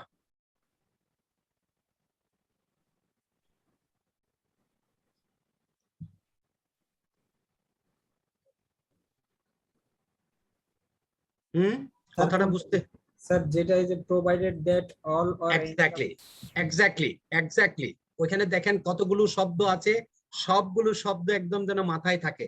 181 সাবসেকশন 3 এর যে প্রভিশনটা আছে এটা একটু ভালো করে পড়ে ফেলবেন। ক্লিয়ার? জি স্যার। জি, তারপরে আমরা পড়ব সেকশন 182। সেকশন 182 এটা হচ্ছে inspection of books of accounts of the companies. কোম্পানিজের যে সমস্ত বুকস অফ অ্যাকাউন্টস আছে সেই সমস্ত বুকস অফ অ্যাকাউন্টস ইন্সপেকশন করার জন্য ওপেন রাখিতে হইবে। এই কথাটা আরো এক জায়গায় আমরা পড়েছি, ঠিক কিনা? আমরা যখন 26 আলোচনা করেছি সেখানে আমরা পড়েছি যে ডাইরেক্টরদেরকে, শেয়ার হোল্ডার মেম্বারদেরকে বুকস অফ অ্যাকাউন্টস গুলো ভিজিট করার জন্য পারমিশন দিতে হবে এবং অফিসে রাখতে হবে। মনে আছে আপনাদের? জি স্যার। নাকি ভুলে গেছি আমরা? স্যার আপনি বলাতে যাই, কিন্তু স্যার আপনি বললে তো অনেক সময় মনে পড়ে। ও, বললে তারপরে মনে পড়ে নাকি? স্যার আসলে স্যার মনে রাখা অনেক টাফ স্যার। বুকস অফ অ্যাকাউন্টসটা রেজিস্টার্ড অফিসে প্রত্যেক দিন ওয়ার্কিং 2 ঘন্টা, ওয়ার্কিং আওয়ার 2 ঘন্টা এমন ভাবে রাখিতে হইবে যেন মেম্বাররা এবং মেম্বারের ছাড়াও গভর্নমেন্ট অফিসের লোকজন অথবা স্টেক হোল্ডার ইউজার যারা আছে তারা এসে যেন ওই পুস্তকগুলো ভিজিট করতে পারে। ক্লিয়ার? এই কথাটুকু ক্লিয়ার কিনা? অফিস আওয়ারে রেজিস্টার্ড অফিসে বই পুস্তকগুলো এতটুকু কনভিনিয়েন্ট রাখতে হবে যেন শেয়ার হোল্ডাররা, ডাইরেক্টররা, বাইরের লোকজন, রেগুলেটররা এসে কি করতে পারে, আপনার বুকস অফ অ্যাকাউন্টস ভিজিট করতে পারে, ইন্সপেকশন করতে পারে। এবং তারা যদি কোনো কিছু কপি করতে চায় সেই কপি করার জন্য একটা রিকুইজিটিভ ফি আছে। That fees might be governed by articles of association or governed by AGM. AGM এর সিদ্ধান্ত হতে পারে যে এই ধরনের বুকস অফ অ্যাকাউন্টস করার জন্য, ভিজিট করার জন্য কি হবে, আমরা 100 টাকা করে চার্জ নিব, অথবা প্রতি লেটারের জন্য, প্রতি অক্ষরের জন্য আমরা চার্জ নিব, এরকমের হতে পারে। এইটা গভর্ন বাই দা প্রথমে হচ্ছে আর্টিকেলস অফ অ্যাসোসিয়েশন অথবা এজিএম এর সিদ্ধান্ত অনুযায়ী এটা চলবে। কপি যদি করতে চায়, জি বলুন স্যার। বুকস অফ অ্যাকাউন্টস এর মধ্যে মানে কি কি পড়ে যদি একটু বলতেন। বুকস অফ অ্যাকাউন্টস এর মধ্যে আপনার purchase book, sales book, ledger, cash book, bank book, everything, এবং receipts and payments and expenditure. শেষে বলেছে কস্টিং রিলেটেড যত কাগজপত্র আছে এই সবগুলো হচ্ছে বুকস অফ অ্যাকাউন্টস। আমরা 181টা যদি একটু ভালো করে দেখি, দেখবো প্রথমেই এই জিনিসগুলি দেওয়া আছে, রিসিপ্ট, পেমেন্টস, পারচেজ, সেলস, শেষমেশ বলা আছে কস্টিং রিলেটেড যে বুকস আছে সেগুলো। ক্লিয়ার? স্যার আমরা 182 কি বললাম? 182 বললাম inspection of books of accounts. Inspection of books of accounts কি করবে? বুকস অফ অ্যাকাউন্টসটা ইন্সপেকশন করার জন্য আমরা কি করে রাখবো? 2 ঘন্টা, বিজনেস আওয়ারে 2 ঘন্টা ব্যবস্থা রাখবো যাতে করে লোকজন এসে এটা ভিজিট করতে পারে। শুধু তাই নয়, যদি এটা কপি করার প্রয়োজন হয়, কপি করার জন্য আমরা ব্যবস্থা রাখবো। ঠিক আছে? ঠিক আছে স্যার। জি, নেক্সট হচ্ছে 183। সেকশন 183 হচ্ছে অ্যানুয়াল ব্যালেন্স শিট। এটা আমরা জানি তো নাকি? আমরা জানি না। আমরা যখন কোথাও অডিটে যাই গিয়া খালি ব্যালেন্স শিট করি, ঠিক কি না? জি স্যার। ফাইন্যান্সিয়াল স্টেটমেন্ট দেন, এখন এটার নাম হয়েছে ফাইন্যান্সিয়াল স্টেটমেন্ট, আগে এটার নাম ছিল ব্যালেন্স শিট। আর যেহেতু আমরা কোম্পানি আইন, অনেক ঘোরাই স্যার এটা দিতে। অনেক ভয়। এটার জন্য বলা হচ্ছে যে the board of directors shall every annual general meeting in every year, প্রত্যেক বছর annual general meeting as per section 81, annual general meeting as per section 81 মনে আছে? এজিএম কোন জি, স্যার। সেকশনে ছিল? জি স্যার 81 ছিল। জি স্যার 81 ছিল। 81 অনুযায়ী এজিএম যেটা হবে সেই এজিএম এ উপস্থাপনের জন্য বোর্ড অফ ডিরেক্টরস একটা ব্যালেন্স শিট তৈরি করবেন এবং এই ব্যালেন্স শিটটা মাস্ট বি অডিটেড। সেটা আমরা 210 যখন আলোচনা করব তখন কিভাবে অডিট হবে সেটা আমরা আলোচনা করব। এখন আমরা শুধু 183 এর মধ্যে কনফাইন থাকি। সেটা হচ্ছে কি অ্যানুয়াল ব্যালেন্স শিট বলতে কি বুঝি আমরা? বুঝি বোর্ড অফ ডাইরেক্টরসরা প্রত্যেক বছর তার সেকশন 81 এ যে এজিএমটা হবে সেই এজিএম এ উপস্থাপন করার জন্য একটা ব্যালেন্স শিট তৈরি করবেন। কথাটা কি ক্লিয়ার হলো কিনা? জি স্যার। এই ব্যালেন্স শিটটা বলা হবে, এই ব্যালেন্স শিটটা এই কম্পোনেন্ট গুলো কিরকম হবে? কম্পোনেন্ট গুলো হবে profit and loss account, income expenditure, so and so. Balance sheet তো থাকবেই, তার সাথে কি থাকবে? ব্যালেন্স শিটের সাথে প্রফিট এন্ড লস অ্যাকাউন্ট থাকবে অথবা ইনকাম এন্ড এক্সপেন্ডিচার থাকবে। এই দুইটা জিনিস মাস্ট থাকবে। এই দুইটা জিনিস মিলেই হচ্ছে ব্যালেন্স শিট। অন্য যে কাগজপত্রগুলো আছে সেগুলোকে এখানে এমফাসাইজড করে নাই, শুধু দুইটা জিনিসকে এমফাসাইজড করেছে, একটা হচ্ছে ব্যালেন্স শিট আর একটা প্রফিট এন্ড লস অ্যাকাউন্ট। কি করেছে? ব্যালেন্স শিট আর প্রফিট এন্ড লস। সেটা হচ্ছে, এবার আসি এই যে ফাইন্যান্সিয়াল স্টেটমেন্ট বা ব্যালেন্স শিট আমরা যেটা বলি, সেই ব্যালেন্স শিট ফাইন্যান্সিয়াল স্টেটমেন্ট এইটা আপনার যেদিন আমরা এজিএম করছি সেই এজিএম থেকে 9 মাসের বেশি পুরনো হবে না। যেদিন আমরা এজিএম করছি তার থেকে 9 মাসের পুরনো ইয়ার এন্ডিং হবে না। কথাটা কি ক্লিয়ার হলো কিনা?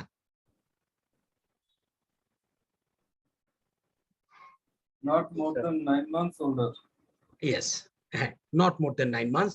আর যেটা হচ্ছে যে ফার্স্ট এজিএম হলো, সে ফার্স্ট এজিএম এর বেলায়ও এটা 9 মাস হইলেই মোটামুটি একটা ফাইন্যান্সিয়াল স্টেটমেন্ট হয়ে যাবে। এইটা গেল একটা। এই যে ফাইন্যান্সিয়াল স্টেটমেন্টটা যেটা আমরা বলছি, সেই ফাইন্যান্সিয়াল স্টেটমেন্টটার ব্যাখ্যা দিতে গিয়ে 183 সাবসেকশন 4 এ এখানে একটা গুরুত্বপূর্ণ কথা বলেছে। 183 সাবসেকশন 4 সেখানে বলেছে ফাইন্যান্সিয়াল ইয়ার। কি বলেছে? ফাইন্যান্সিয়াল ইয়ার বলছে যে এনি ফ্র্যাকশনকেই ফাইন্যান্সিয়াল ইয়ার হিসাবে আপনারা ট্রিট করতে পারবেন, তবে সেটা ফাইন্যান্সিয়াল ইয়ার মানে 12 মাসের বেশি নয়, 12 মাসের বেশি নয়। তবে যদি সেটা ফার্স্ট ফাইন্যান্সিয়াল স্টেটমেন্ট হয়, ফার্স্ট ব্যালেন্স শিট হয়, তাহলে আপনি সর্বোচ্চ 15 মাস এটাকে আপনি 1 বছর হিসাবে একটা ফাইন্যান্সিয়াল ইয়ার হিসাবে তৈরি করতে পারবেন। Subject to approval from the registrar of joint stock companies, আপনি আরো 3 মাস বর্ধিত করে সর্বোচ্চ 18 মাসের ফাইন্যান্সিয়াল স্টেটমেন্টকে, প্রথম ফাইন্যান্সিয়াল স্টেটমেন্ট আপনি একটা ফাইন্যান্সিয়াল স্টেটমেন্ট তৈরি করতে পারবেন। এখন যদি আমাদেরকে প্রশ্ন করে যে সর্বোচ্চ subject to approval from the registrar সর্বোচ্চ কতদিনের ফাইন্যান্সিয়াল ইয়ার করা যাবে প্রথম ফাইন্যান্সিয়াল স্টেটমেন্ট, এটা যদি আমাদেরকে প্রশ্ন করে আমরা কি অ্যানসার করতে পারবো? জি স্যার, 18 মাস। জি, স্পেশাল পারমিশন লাগবে স্যার। জি, পারমিশন লাগবে ফ্রম দা রেজিস্ট্রার। এমনি নরমালি 15 মাসের জন্য পারমিশন আমাকে দেওয়া আছে 183 সাবসেকশন 4 এ আমাদেরকে ই দেওয়া আছে। কি দেওয়া আছে? ফাইন্যান্সিয়াল ইয়ারের ব্যাখ্যা দেওয়া আছে যে আপনি 15 মাস পর্যন্ত প্রথম ফাইন্যান্সিয়াল স্টেটমেন্টটা বানাতে পারবেন, আর যদি আপনি অ্যাপ্রুভাল নেন সেই ক্ষেত্রে 18 মাস পর্যন্ত আমরা কি স্যার 9 মাসে বানাতে পারবো না স্যার? 9 হ্যাঁ, মাসে পারবেন। যদি হয় পারবেন। এটা প্রথমেই বলেছি যে আপনি যে কোনো ফ্র্যাকশনের জন্য আপনি প্রথম ফাইন্যান্সিয়াল স্টেটমেন্ট বানাতে পারবেন, কোনো সমস্যা নেই। 9 মান্থে কবে কি কোনোভাবে বানানো যাবে না? না, কোনো বানানো যাবে না। কারণ বানানো যাবে না এই জন্য, আপনি যদি 9 মান্থের পুরনো বানাতে যান সেই ক্ষেত্রে 81 নন কমপ্লাই হয়ে যাবে। 81 নন কমপ্লাই হয়ে যাবে। দুইটা এজিএম এর মাঝখানে তখন 15 মাস যে সীমাবদ্ধতা আছে, দুইটা এজিএম এর মাঝখানে 15 মাসের বেশি গ্যাপ হবে না, এইটা তখন থাকবে না। আরেকটা কন্ডিশন আছে, ওই 81 এর প্রভিশনতে আমরা আলোচনা করেছি সেটা হচ্ছে যে আপনি যত আবেদনই করেন না কেন রেজিস্ট্রারের কাছে, রেজিস্ট্রার আপনাকে সর্বোচ্চ 3 মাস সময় দিতে পারবে এজিএম পিছানোর জন্য। আপনার যে এজিএমটা আছে সেটা করার জন্য সর্বোচ্চ 3 মাস সময় দিতে পারবে। সেই ক্ষেত্রে আবার একটা ভার্ডিক্ট দেওয়া আছে যে এটা কোনোভাবেই 31শে ডিসেম্বরের পর হবে না। আপনার ফাইন্যান্সিয়াল ইয়ার যখন শেষ হচ্ছে সেই বছরে 31শে ডিসেম্বরের পর আপনি যেতে পারবেন না। তাহলে আমরা কি একটা নিয়ম শৃঙ্খলার মধ্যে পড়ে গেলাম কিনা? স্যার আমার একটা কোশ্চেন আছে স্যার। জি স্যার। কি বলেন বলেন বলেন। স্যার একটা কোম্পানির এজিএম এর ডেট হলো স্যার 31 ডিসেম্বর, ইয়েস, তাহলে কি স্যার তাদেরকে পিছানো যাবে 3 মাস? কোনো সম্ভব না, কারণ 81 এর যে প্রভিশনটা দেওয়া আছে 3-তে, সেই 3টাতে স্পষ্টভাবে বলা আছে যে রেজিস্ট্রার 3 মাস পর্যন্ত সময় বর্ধিত করিতে পারিবে, তবে যেই বছর ফাইন্যান্সিয়াল ইয়ার শেষ হচ্ছে সেই বছরের 31শে ডিসেম্বরের পর নয়। কথাটা কি স্যার। ক্লিয়ার? জি স্যার। জি স্যার, কে আর স্যার, জি বলুন। আমার কোম্পানি যদি আপনার মে মাসে শুরু হয়, অর্থাৎ মে মাসের 1 তারিখে আপনার রেজিস্টার্ড হয়, হুম। সেক্ষেত্রে আমি আপনার সর্বোচ্চ কত দিন বা সর্বনিম্ন কত দিনের মধ্যে আমি এটা করতে পারি? আপনার যদি মে মাসের 1 তারিখে হয় তাহলে আচ্ছা।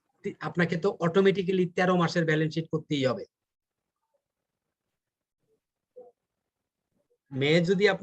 মে মাসে যদি আপনি ইনকর্পোরেশন সার্টিফিকেট পেয়ে থাকেন জি স্যার। তাহলে আপনাকে তো অটোমেটিক্যালি মে মাস এবং মে জুন এইখানে 1.5 মাস, আর হলো জুলাই থেকে জুন এই হচ্ছে 12 মাস, 13.5 মাসের ফাইন্যান্সিয়াল স্টেটমেন্ট অটোমেটিক্যালি আপনাকে করতে হবে।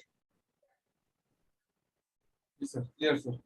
জি, আর এখানে আরেকটা ইনফরমেশন আপনাকে দিয়ে রাখি, সেটা হচ্ছে আমরা আরেকটা কথা এখানে জানি যে ব্যাংক, লিজিং কোম্পানি, ইন্স্যুরেন্স ছাড়া বাকি সব কোম্পানির ইয়ার এন্ডিং হচ্ছে 30শে জুন। এটা তো আমাদের মনে আছে নাকি? জি স্যার। জি স্যার জি। মনে আছে স্যার। জি জি জি, এটা আমাদেরকে মনে রাখতে হবে। আর আমরা আরেকটা জিনিস মনে রাখছি, এজিএম এর মাঝখানে 15 মাসের বেশি গ্যাপ হবে না, আর যেই বছরের ফাইন্যান্সিয়াল স্টেটমেন্টটা শেষ হচ্ছে সেই বছরের 31শে ডিসেম্বরের পর যাওয়া যাবে না এজিএম নিয়ে। কথাটা কি ক্লিয়ার কিনা? জি স্যার। ওকে। আরেকটা হচ্ছে 183 সাবসেকশন 6 এ একটা কন্ডিশন দেওয়া আছে যে এজিএম এর 14 দিন পূর্বে ফাইনাল এই যে balance sheet, audited balance sheet with board of directors report অবশ্যই মেম্বারদের কাছে পৌঁছাইতে হইবে। কতদিন পূর্বে? 14 দিন কবেকার? Before general meeting.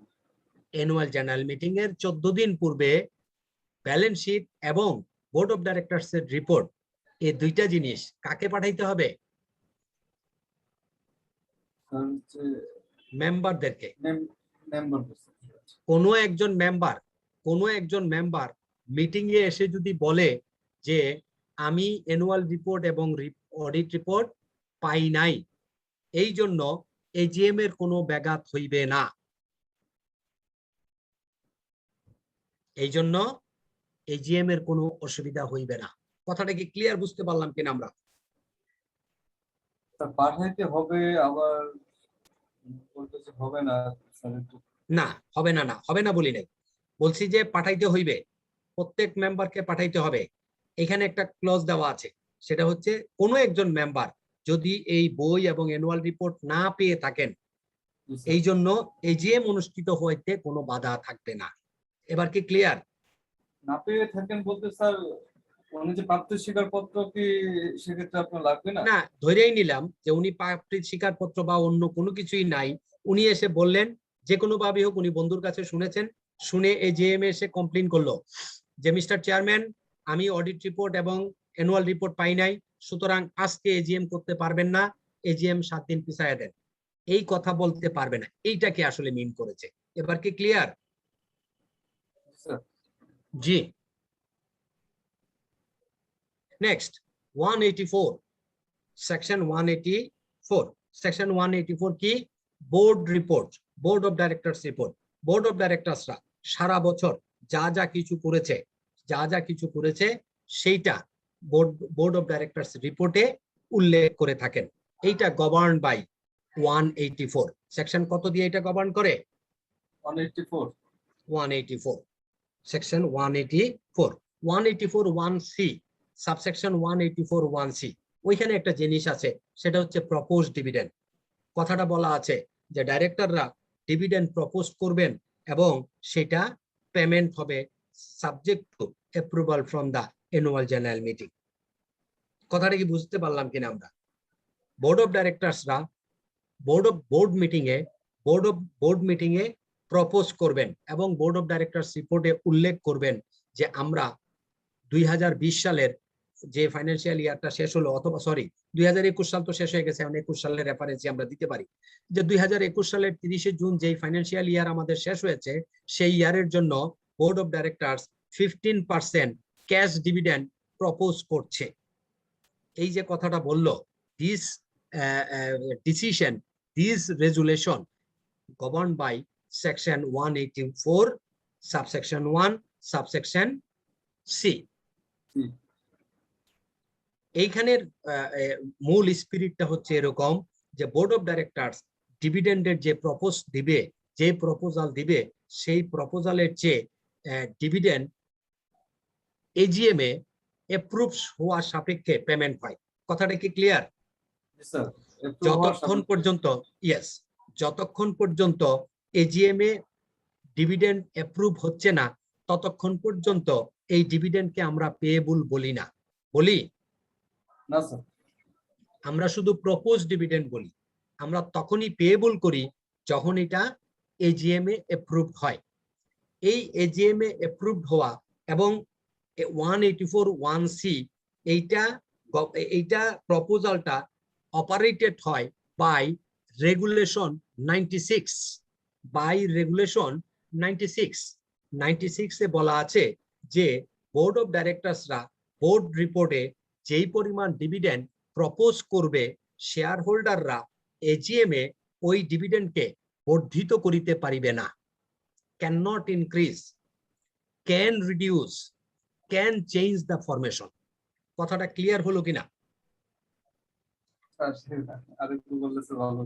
184(1)(c) board of directors report, board of ডাইরেক্টরসরা ফাইন্যান্সিয়াল ইয়ারের ভিত্তিতে, ফাইন্যান্সিয়াল স্টেটমেন্টের ভিত্তিতে, প্রফিট লসের ভিত্তিতে ওই বছরের জন্য ডিভিডেন্ড প্রপোজ করে থাকেন। এটুকু clear? Dividend to be payable subject to approval from the AGM. এটুকু ক্লিয়ার? এই যে subject to approval from the AGM and to be payable, এই যে জিনিস, এই যে দুইটা কথা বললাম, this two words is governed by regulation 96 of schedule 1 of Companies Act 1994। এবার কি ক্লিয়ার? সেখানে বলেছে যে বোর্ড অফ ডাইরেক্টরসরা যে পরিমাণ ডিভিডেন্ড প্রপোজ করে থাকেন, এইটা এজিএম এ শেয়ার হোল্ডাররা ইনক্রিজ করতে পারবে না, ডিক্রিজ করতে পারবে, ফরমেশন চেঞ্জ করতে পারবে। ক্লিয়ার কিনা? ইনক্রিজ করতে পারবে না, ইনক্রিজ ছাড়া বাকি সবকিছু করতে পারবে। এক্স্যাক্টলি, ইনক্রিজ ছাড়া বাকি সবকিছু করতে পারবে এবং সেটা কি করতে পারবে? কমাতে পারবে, ফরমেশন চেঞ্জ করতে পারবে। আরেকটা জিনিস শেষে বলেছিলাম যে এজিএম এ অ্যাপ্রুভ হওয়া ছাড়া আমরা ডিভিডেন্ডকে পেয়েবল বলি না। Clear? Yes sir. Thank you. আরেকটা জিনিস বলি, সেটা হচ্ছে 184 সাবসেকশন 3। সেটাতে বলা আছে যে আপনার যদি কোনো অডিট রিপোর্টে কোনো অডিটর বিরূপ মন্তব্য করে, বিরূপ মন্তব্য মিন্স যদি অ্যাডভার্স রিপোর্ট করে অথবা ডিসক্লেমার রিপোর্ট করে, এরকম রিপোর্ট হয়? হয় স্যার। হ্যাঁ, অ্যাডভার্স রিপোর্ট করে অথবা ডিসক্লেমার রিপোর্ট করে, ডিসক্লেমার দেয়, সেইটার ক্ষেত্রে বোর্ড অফ ডাইরেক্টরস এর রেসপন্সিবিলিটি হচ্ছে to give fullest explanation regarding the adverse report or disclaimer. কথাটা ক্লিয়ার হলো কিনা?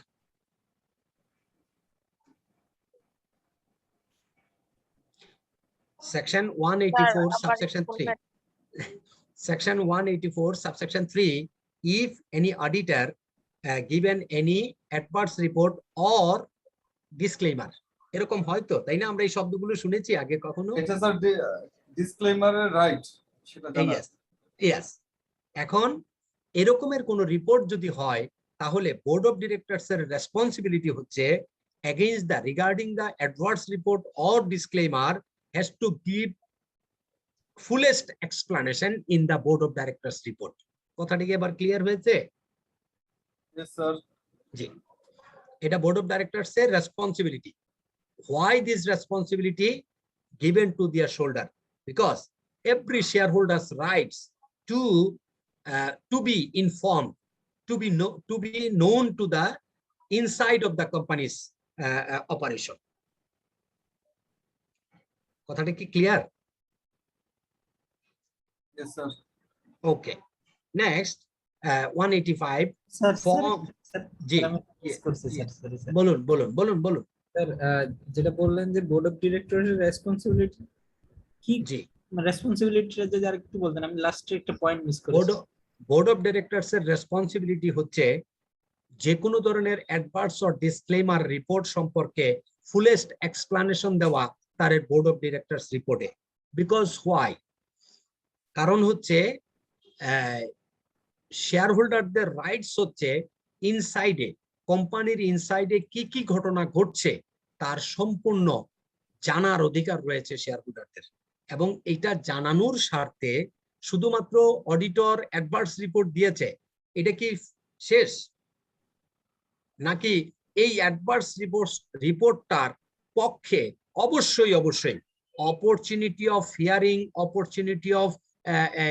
অপরচুনিটি অফ কারেকশন, এই যে দুইটা শব্দ, এই দুইটা শব্দর সুযোগ কি বোর্ড অফ ডাইরেক্টরস এর পাওয়া উচিত, নাকি শেয়ার হোল্ডাররা শুনবে যে board of auditor adverse report দিয়েছে, শুনে শেয়ার হোল্ডাররা সব দৌড়াইয়া গিয়া বোর্ড অফ ডাইরেক্টরদেরকে কিলাইতে শুরু করবে? এটা শুরু করবে? নাকি বোর্ড অফ ডাইরেক্টরস এর বক্তব্য, ইয়েস, বোর্ড অফ ডিরেক্টরস এর বক্তব্যটা শুনতে চাইবে যে দেখুন অডিটর একটা অ্যাডভার্স রিপোর্ট দিয়েছে, what is your position regarding the adverse report? Clear এবার? স্যার বিহাইন্ড দ্য সিন কি হয়েছে সেটা জানার জন্য। এক্স্যাক্টলি, এটা সত্য ঘটনাটা, বা এমনও তো হতে পারে যে অডিটর সাহেব বায়াস রিপোর্ট দিয়েছে, অথবা অডিটর সাহেব তার লিমিটেশনের কারণে এটার আসলে বিষয়টার ভিতরে ঢুকতেই পারেন, এরকম হতে পারে না? এইটা যাতে না হয়, ইয়েস, এটা যাতে না হয় সেই জন্য বোর্ড অফ ডাইরেক্টরস এর জন্য একটা রেসপন্সিবিলিটি দেওয়া আছে যে তাদেরকে ফুলেস্ট ক্লারিফিকেশন এক্সপ্লানেশন দিতে হবে in the board of directors report. Misunderstanding avoid করার একটা প্রক্রিয়া স্যার। জি স্যার, জি স্যার। এবার আসি আমরা কি বলছিলাম,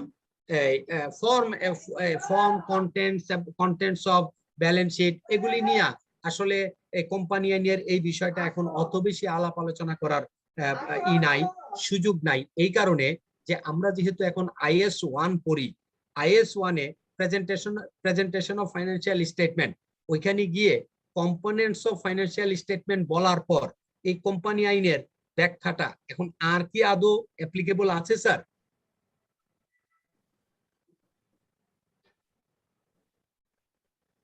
কেউ সাহস করে বলছেন? স্যার ঠিক বুঝতে পারছি না স্যার। হ্যাঁ, ফাইন্যান্সিয়াল স্টেটমেন্টের কম্পোনেন্টস কি? What are the components of statement of financial position, তারপর হচ্ছে profit and loss, statement of finance, profit and loss, তারপর ক্যাশ ফ্লোস, তারপর আদার যে নোটস গুলি আছে, no, owner security changes in equity, statement of changes in equities, cash and তারপরে হচ্ছে notes to the financial statement. এই পাঁচটা components হচ্ছে সত্যিকার অর্থে এখন ফাইন্যান্সিয়াল স্টেটমেন্টের components, right? As per IAS 1, ঠিক কি না? জি স্যার। ওকে, যেহেতু এইটা আমরা জানি, এটা আমরা পড়ি, সুতরাং আমরা 185 নিয়ে এখন বেশি আলোচনা করার সুযোগ নাই, কারণ এটা কোম্পানি আইনে বলা আছে একরকম আর IAS বলছে আরেক রকম করে, ঠিক কি না? এই জন্য আমরা এটা স্কিপ করে গেলাম। 86 এবং 87 এই দুইটা জিনিস হচ্ছে প্যারেন্ট কোম্পানি এন্ড সাবসিডিয়ারি কোম্পানির ফাইন্যান্সিয়াল স্টেটমেন্টটা কিভাবে তৈরি হবে, প্যারেন্ট কোম্পানি এন্ড সাবসিডিয়ারি কোম্পানির ফাইন্যান্সিয়াল স্টেটমেন্টটা কিভাবে তৈরি হবে, এইটা নিয়ে 186 এবং 187 এই দুইটা ব্যাখ্যা দেওয়া আছে। তো এই দুইটা জিনিস আমরা 186 থেকে যে জিনিসগুলো আছে সেগুলো আমরা নেক্সট ক্লাসে আলোচনা করব, কারণ তড়িঘড়ি করে এই জিনিসগুলো আলোচনা করলে অনেক সময় অনেক ইনফরমেশন আপনাদের মাথা থেকে ছুটে যাবে, সেক্ষেত্রে আমরা হয়তো বিপদগ্রস্ত হয়ে যেতে পারি। আপনাদের কার আর কি প্রশ্ন আছে? আজকে যে জিনিসগুলো আমরা যদি একটু সাম আপ করি, আজকে আমরা যে জিনিসগুলো আলোচনা করেছি, আশা করি জিনিসগুলো আপনারা ধরতে পেরেছেন এবং লিখেছেন। আরেকটা জিনিস আপনাদেরকে বলি, আপনারা অনেকেই হয়তো করেন, ওই রেকর্ডিং এর অপেক্ষায় থাকেন। রেকর্ডিং এর অপেক্ষায় থাকবেন না। যদি কোনো কারণে রেকর্ডিংটা না পান, যদি কোনো টেকনোলজির কারণে রেকর্ডিংটা না হয়ে থাকে, তাহলে কিন্তু মিস হয়ে যাবে। সেই জন্য আপনাদেরকে আমি সবসময় একটা কথা বলি যে আপনারা কথাগুলো শুনুন, কথাগুলো শুনান। কারণ যেহেতু আপনারা আমার কথা শোনার পর গ্যাজেটটা খুলে দেখতে সময় পাচ্ছেন না, সেখানে রেকর্ডিংটা শুনবেন, এই সময়টা হবে, এটা কি একটু অনেক দূরের আশা হয়ে গেল না? জি, এই জন্য আমরা চেষ্টা করব স্যারের কথাগুলো শোনার জন্য, কারণ স্যার ধরুন এই অভিজ্ঞতাগুলো আপনাদের সাথে শেয়ার করছি in accordance with law, in accordance with experience, সবকিছু মিলে। আপনাদের আর কার কি প্রশ্ন আছে বলুন? কোনো প্রশ্ন আছে? অথবা আমরা যে আলোচনাগুলো করেছি, এমন কি মনে হচ্ছে যে না, এই আলোচনাগুলো অনেক টাফ আলোচনা হয়েছে স্যার, এগুলো আমাদের মাথায় ঢুকে নাই বা ঢুকবে না, কি মনে হয়? এখনই বলা যাচ্ছে না, আগামী ক্লাসে ইনশাআল্লাহ বলবো স্যার। আচ্ছা, গুড। অন্তত আশিকুজ্জামান একটা আশ্বস্ত করেছে যে স্যার আজকে বলতে পারবো না, অ্যাডভান্স হয়ে যাবে, নেক্সট ক্লাসে এটা নিয়ে বলবো। আর কেউ কিছু মন্তব্য আছে? স্যার অনেক বেশি প্র্যাকটিস, বারবার দেখতে হবে, পড়তে হবে, তাহলে মনে থাকবে সেকশন গুলা, আবার জিনিসগুলো ক্লিয়ার থাকবে। এই যে স্যার কষ্ট করে বলছি, তাতে কোনো উপকার হচ্ছে না? স্যার অবশ্যই অনেকটাই উপকার হচ্ছে, নিজে পড়তে যাবো, পড়লে আরো ভালো করতে তখন পারবো। আপনার কথাগুলো আরো বেশি মনে পড়বে, হয়তো বুঝতে সুবিধা হবে। স্যার আপনি না বুঝাই দিলে তো আমরা ভালোভাবে বুঝতামই না স্যার। আচ্ছা, স্যার আপনার বলাতে আমাদের বোঝাটা সহজ হয়েছে, কিন্তু এখন মনে রাখাটা আমাদের জন্য সবচেয়ে বড় চ্যালেঞ্জ। মনে রাখার জন্য, এই চ্যালেঞ্জটা কভার করার জন্য আপনারা একটা জিনিস করবেন, এই যে ধরুন যত কষ্ট হোক, এখন আপনারা ক্লাসটা শেষ করবেন, নামাজটা পড়ে নিশ্চয়ই খাওয়া দাওয়া করবেন। বাই জাস্ট এই ব্যাক টু ব্যাক ক্লাসের জন্য তো খেতেও পারেন নাই, তাই না? খাওয়া দাওয়া করে আজকে যে আলোচনাগুলো করলাম, বেশি না, প্রয়োজনে বিছনায় চলে যান, বালিশে মাথা রেখে ওই কোম্পানি আইনের গ্যাজেটটা একটু উল্টাইয়া দেখতে দেখতে, অথবা যে খাতাটার মধ্যে লিখেছেন টুকটাক নোট করেছেন, তো এই জিনিসগুলো একটু দেখতে দেখতে ঘুমায়া পড়েন। সকালবেলা উঠে দেখবেন 50% জিনিস আপনার মাথায় একদম স্টক আপ হয়ে গেছে। ইনশাআল্লাহ। কারণ এটা তো সত্য যে সিএ পরীক্ষার জন্য সবচেয়ে মানে যে কয়টা সাবজেক্ট আছে, এই 1700 পরীক্ষা দিতে হয় সিএ পাস করার জন্য, তাই না স্যার? একদম সম্পূর্ণ কোর্স। হ্যাঁ, সম্পূর্ণ কোর্স 1700। এই 1700-র মধ্যে সবচেয়ে সোজা সাবজেক্ট হলো বিজনেস ল। আর কি বলেন স্যার, আমার কাছে তো স্যার মনে করেন যে প্রত্যেকটা সাবজেক্ট সমান কঠিন মনে হইতেছে। ঠিক আছে, আর ল তো লর কথা তো বলবোই না। না, এইটা সবচেয়ে সোজা সাবজেক্ট। স্যার আমার একটা কোশ্চেন ছিল স্যার। জি বলেন। আমরা স্যার গেজেটটা আমাদের যেটা আছে গেজেট, সেটা কি আমরা কিভাবে পড়লে স্যার গেজেটটাকে সঠিকভাবে আমরা এই করতে পারি? এই যে যেভাবে আলোচনাগুলো করে দিয়েছি, এছাড়াও আপনাদেরকে লাস্ট ক্লাসে আমি আরেকবার একটু সাম আপ করে দিব যে এই জিনিসগুলো একটু মনোযোগ দিয়ে দেখবেন। ওইটাও একটা উপকার হবে। আর পড়তে হবে কিভাবে? এই যে দেখুন, আমি এই যে আপনাদের সাথে আলোচনা করি প্রত্যেকদিন, তাই না? আলোচনার কিন্তু একটা ঢং আছে, খেয়াল করেছেন কিনা? এটা কে খেয়াল করেছেন? একদম বাস্তব উদাহরণ দিয়ে বোঝানো, সত্যি এই যে এই যে জিনিসগুলোকে আমরা একটার সাথে আরেকটা রিলেট করছি, এই একটা জিনিস পড়তে গিয়ে বিষয়টা কিন্তু এরকম করছি না যে further issue of capital section 155, further issue of capital section 155, এরকম করে কিন্তু আমরা আলোচনা করছি না, করছি? জি না স্যার, একটা লিংকের সাথে একটা মানে লাগিয়ে দিচ্ছেন, লিংক লাগিয়ে। এই জিনিসটা অবশ্যই যেমন 184(1)(c) এখানে কিন্তু থেমে থাকতে পারতাম আমরা, তাই না? আমরা না থেমে থেকে আমরা রেগুলেশন 96 কেন গেলাম জানেন? কারণ আপনি যদি 181C কমপ্লিট জানতে হয় অবশ্যই রেগুলেশন 96 জানতে হবে। এবার কি আমি বুঝাতে পারলাম কথাটা আপনাদেরকে? জি স্যার। এইটা এই সেকশনের ঘাটতিগুলো স্যার আমরা রেগুলেশন দিয়ে স্যার ফিল আপ করি। হ্যাঁ, এটা ছাড়া এটা যতক্ষণ পর্যন্ত এই জিনিসগুলো একটু, এইটার জন্য আপনারা যেটা করবেন, চেষ্টা করবেন 2 জন বা 4 জন, 3 জন বা 4 জন মিলে ছোট্ট গ্রুপ করেন, নিজেরা নিজেদের মধ্যে চর্চা করেন, দেখবেন এই জিনিসগুলো মনে আসা পড়বে। বেশি আবার হইয়েন না, 5-7 জন 10 জন হইলে অতি সন্ন্যাসীতে গাজন নষ্ট, এই পড়ালেখা হবে না, শুধু আড্ডাবাজি হবে। তার চেয়ে বরং ই করেন আপনারা, 3 জন 4 জন মিলে একটা গ্রুপ করে নেন। আরেকটা জিনিস বলি, একটা অ্যাডভাইস দেই, এটা মাথায় রাখেন। সেটা হচ্ছে, আমি এটা নিয়ে অনেক লেখাও লিখেছি, আমি বলেছিলাম মনে হয় আপনাদের ক্লাসে বলছিলাম, গত বছর মার্চ মাসে, হ্যাঁ গত বছর মার্চ মাসে আমি আমাদের আইসিবি-তে যে অ্যাকাউন্টেন্ট বের হয়, সেই অ্যাকাউন্টেন্টে একটা লেখা লিখেছি, ব্যাড ইম্প্যাক্ট অফ স্মার্টফোন। ওইখানে আমি কথাটাকে এইভাবে বলার চেষ্টা করেছি, no smartphone, no facebooking before 18। No smartphone, no facebooking before 18। কথাটা কি বুঝতে পারছেন সবাই? জি স্যার। আপনারা যারা দ্রুত পাস করতে চান, তারা বাটনওয়ালা মোবাইল কিনেন। মিনিমাম স্যারের কথাটা শুনে 1 মাস চর্চা করে দেখেন, যদি বাসায় কারো বাটনওয়ালা ফোন থাকে, সেই বাটনওয়ালা ফোনটা আপনি একটু ব্যবহার করে দেখেন, 1 মাস শুধু চর্চা করে দেখেন, স্যারের কথার ফল পাবেন। যদি ফল না পান, ফোন এতে বাড়িতে রেখে আসছিলাম স্যার, হ্যাঁ কিন্তু স্যার আমাদের এখানে ডকুমেন্টেশনের জন্য অনেক ছবি টবি তোলা লাগে, স্ক্যান করা লাগে, দ্যাটস ওয়াই স্যার ফোন না হলে ঝামেলা করেছেন এনারা। হ্যাঁ Yes, স্যার। আর এটার পাশাপাশি হইতাছে, যেমন আমাদের ফার্মে ক্লায়েন্টে থাকলে হইতাছে অ্যাটেন্ডেন্স দিতে হয় এই অ্যাপ দিয়া, বটন ফোনে স্যার সেই অ্যাপ আসবে না স্যার। না, সেটা আপনার যদি আপনার স্মার্টফোন আছে বলে আপনাকে আমি বাধ্য করতে পারছি যে আপনি এইভাবে ছবি তুলে পাঠাবেন। আপনার যদি স্মার্টফোন না থাকে, তাহলে কি আমি আপনাকে বলতে পারবো যে আপনি ছিল ছবি না তুলে যখন পাঠান? স্যার, তখন আমি তো রেখেই আসছিলাম ওই আশায়, কিন্তু দেখতেছিলাম যে ফোনের অ্যাডিকশনটা আসলে খুব ভয়াবহ পর্যায়ে পৌঁছে যাচ্ছে, হ্যাঁ, তখন রেখে আসছিলাম। এটা 2 মাস পরে আপনারা আসলে সিনিয়রদের চাপে পড়ে না, আবার কেনা নো নো, লাগছে। আপনি আপনি আপনি স্মার্টফোন ব্যবহার করবেন না, আপনি বাটনওয়ালা ফোন ব্যবহার করবেন। এই জন্য আপনাকে যেটাই বলুক, আপনি বলবেন যে ভাই, আমি স্মার্টফোন ব্যবহার করতে পারছি না এই মুহূর্তে, এটাতে আপনার যে কোনো অসুবিধা, এটা আমি মেনে নিতে বাধ্য, কিচ্ছু করার নাই। আপনাদেরকে আমি বলছি, আপনারা যারা আজকে আমাকে শুনছেন, তারা 1 মাস, যদি পরীক্ষা হয় অক্টোবরের 23 তারিখ, এই 1 মাস, আজকে কত তারিখ? 21 তারিখ, পরীক্ষা হবে 23 তারিখ, সময় 1 মাস, রাইট? এই 1 মাস আপনারা স্মার্টফোন থেকে দূরে থেকে দেখেন, স্যারের কথার ফল পেয়ে যাবেন। ইনশাআল্লাহ স্যার, চেষ্টা স্যার করব। ইনশাআল্লাহ স্যার, সেকশনগুলো মনে রাখার ট্রাই কি স্যার করব। কোনো সহযোগ ওয়ে আছে স্যার? হ্যাঁ, সহজ হয়ে আছে।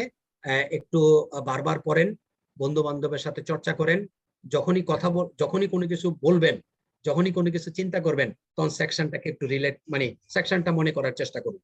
ধরুন আপনি বোর্ড অফ ডিরেক্টরস রিপোর্ট মনে করার চেষ্টা করছেন বা পড়তেছেন বা পড়ার চেষ্টা করতেছেন, আগেই পড়ুন যে বোর্ড অফ ডিরেক্টরস রিপোর্ট হচ্ছে section 184, board of directors report section 184। এটা 5 বার 7 বার 10 বার আপনি দৈনিক 5টা করে সেকশন এইভাবে মাথায় নিয়ে রাতে ঘুমান, পরের দিন সকালবেলা উঠে দেখবেন 3টা থেকে 4টা মনে আছে। আর এই যে রাতে পড়তে পড়তে ঘুমাইলেন, এটা পরের দিন সকালবেলা উঠে যে কয়টা মনে থাকবে, এই কয়টা আর কোনোদিন ভুলবেন না।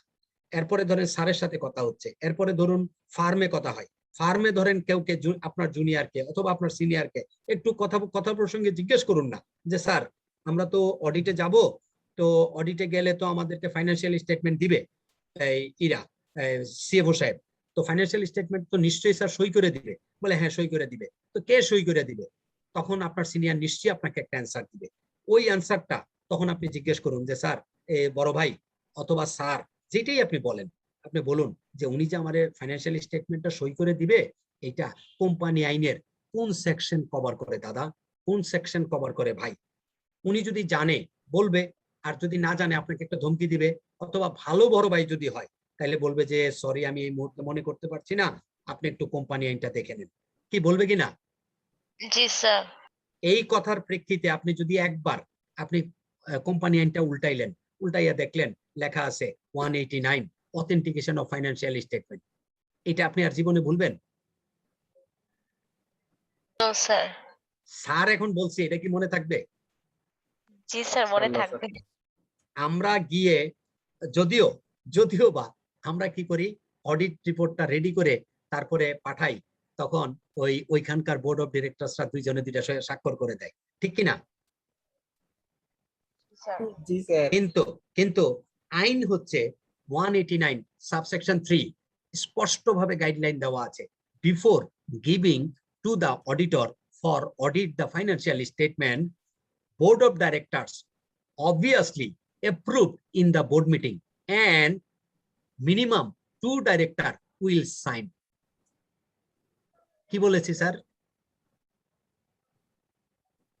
তাহলে 189 section section 189 authentication of financial statement, এইটুকু আমরা শুধু এখন মনে রাখি, কি আমরা গিয়ে অডিটররা গিয়ে ওনাদের কাছ থেকে একটা ড্রাফট অ্যাকাউন্টস নেই, ঠিক কিনা? ঠিক। জি স্যার। এই ড্রাফট অ্যাকাউন্ট নেওয়ার কোনো প্রভিশনই আইনে নাই। আশিকুজ্জামান, আপনি কি আমার কথাটা শুনতে পেয়েছেন? স্যার শুনতে পেয়েছি। কারণ আইনে বলা আছে যে আপনাকে অডিট করার জন্য যে ফাইন্যান্সিয়াল স্টেটমেন্ট দিবে, এটা দেওয়ার আগে অবশ্যই বোর্ড মিটিং এ পাশ করবে। শুধু পাশই করবে না, এটা যে পাশ করেছে তার নমুনা স্বরূপ কমপক্ষে 2 জন ডাইরেক্টর, ব্যাংক হইলে 3 জন ডাইরেক্টর সই করে তারপরে আপনার কাছে দেওয়ার কথা। হোয়ারেস আমরা বলছি ড্রাফট অ্যাকাউন্টস, ঠিক কিনা স্যার? জি স্যার। জি স্যার। আমাদের অডিটের পরে ফাইন্যান্সিয়াল স্টেটমেন্ট ফাইনাল হয়, ক্লিয়ার?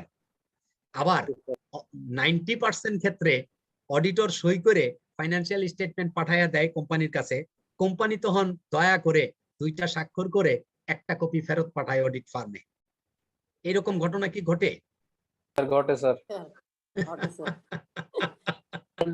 না ঘটলে তো আপনি বলতেন না। সুতরাং বেশিরভাগই এরকমই ঘটে স্যার।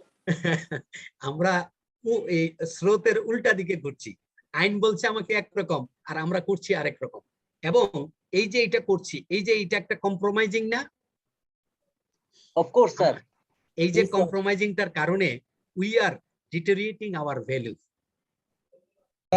স্যার এই ক্ষেত্রে আমি আমার ফার্মে স্যার আমার প্রিন্সিপাল কখনোই সাইন করে না যদি ম্যানেজমেন্ট আগে সাইন না করে। ভেরি গুড, ভেরি গুড, অবশ্যই এটাই হওয়া উচিত। এবং আমরা সবাই মিলে যদি এটা করি তাইলে কি হবে জানেন? সেটা হবে কি, আপনার যারা কোম্পানির চেয়ারম্যান ডাইরেক্টর, তারা অডিটরকে সালাম দিতে দিতে হাত ব্যথা করে ফেলবে। এখন উল্টা, ধরুন আমরা একটা অডিট করে 20, 25, 30, 50 হাজার, 1 লাখ টাকা, 2 লাখ টাকা ফিস নেই। আমরা ছোটরা পারি না, আমরা তো 20-25 হাজার টাকায় খুশি।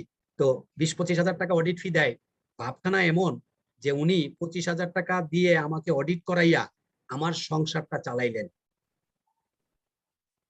উনি বিশাল একটা উপকার করলেন, কারণ আমি সংসারটা চালাইলাম ওনার কাছ থেকে 25 হাজার টাকা আইনা। হোয়ারেস আমার সিগনেচার না হইলে সেই ফাইন্যান্সিয়াল স্টেটমেন্ট কোথাও জমা দিতে পারবে না, ঠিক না? জি স্যার। এখন তো ইম্পর্টেন্স আরো বাড়ছে স্যার হিসাবে। হ্যাঁ, এখন কারণে স্যার হ্যাঁ এগুলো আছে, ডিবিএস একটা কারণ আছে, এছাড়া গভর্নমেন্টও অ্যাকচুয়ালি সচেতন হচ্ছে, যে কারণে আলটিমেটলি এই জিনিসগুলো হচ্ছে। আরো সময় লাগবে, যেখানে ধরুন সমস্ত গভর্নমেন্ট থেকে শুরু করে সমস্ত অর্গানগুলো যখন একই তালে কাজ না করে সেক্ষেত্রে, যেমন ধরুন আপনি যদি আর্জেন্টিনা থেকে নিয়ে আসেন, মেসিকে নিয়ে আসেন, মেসির নাম শুনেছেন? জি sir. Favourite player sir. Messi নিয়ে আসেন, মেসিকে নিয়ে আইসা বাংলাদেশ টিমের সাথে দিয়ে মেসিকে দিয়া আপনি যদি নেপালের সাথে খেলতে দেন, মেসির কোনো গুরুত্ব থাকবে? থাকবে না স্যার। জি না স্যার। কারণ মেসিকে তো বলটা দেওয়া লাগবে নাকি? জি স্যার। হ্যাঁ, আমাদের বাংলাদেশের প্রেক্ষাপটটা হয়ে গেছে এরকম, আমরা কখনো কোনো বিষয়কে এমন ভাবে হাইলাইট করার চেষ্টা করি অনেকটা ওই বাংলাদেশ টিমে মেসিকে ইনক্লুড করার মতো। I hope you got your answer. Sir আমার একটা প্রশ্ন ছিল। জি বলুন। স্যার বাংলাদেশি কোম্পানি হতে হলে স্যার যেই শর্তটা থাকা লাগে সেটা হচ্ছে স্যার রেজিস্টার অফিস বাংলাদেশে হতে হবে স্যার। যদি রেজিস্টার অফিস বাংলাদেশে হয় বাট স্যার ওনার্সটা সব যদি স্যার ফরেনার হয় সেক্ষেত্রে কি এটাকে আমরা বাংলাদেশি কোম্পানি বলতে পারবো? না, 100% ফরেন কোম্পানি, কিন্তু এটা গভর্নড হবে রেজিস্টার অফ জয়েন্ট স্টক কোম্পানির দ্বারা। এটার জন্য 379 অ্যাপ্লিকেবল হবে। তাহলে স্যার আমরা এটা কি বলবো, ফরেন কোম্পানি বলবো? কোম্পানি, এটা শুধু কোম্পানি 100 ফরেন ওন, ডাইরেক্টররা সব ফরেনার হবে, কিন্তু জি, স্যার। কোম্পানি হবে। এইটার জন্য সেপারেটলি সে তো কোম্পানি আইনের সমস্ত সেকশন গুলো তো মানবেই, জি স্যার।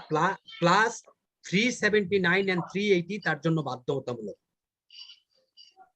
379 আর 380 স্যার। জি স্যার। জি স্যার, থ্যাংক ইউ স্যার। জি, তো আজকে আমরা শেষ করি। থ্যাংক ইউ সো মাচ, আপনারা ধৈর্য ধরে কথাগুলো শুনেছেন সেই জন্য। আসসালামু আলাইকুম স্যার। স্যার আসসালামু আলাইকুম। ওয়ালাইকুম আসসালাম। আসসালামু স্যার, আলাইকুম। স্যার ধন্যবাদ স্যার, আসসালামু আলাইকুম, ভালো ওয়ালাইকুম থাকবেন। থ্যাংক ইউ স্যার, আসসালামু আলাইকুম। আসসালামু আলাইকুম স্যার। আসসালামু আলাইকুম স্যার।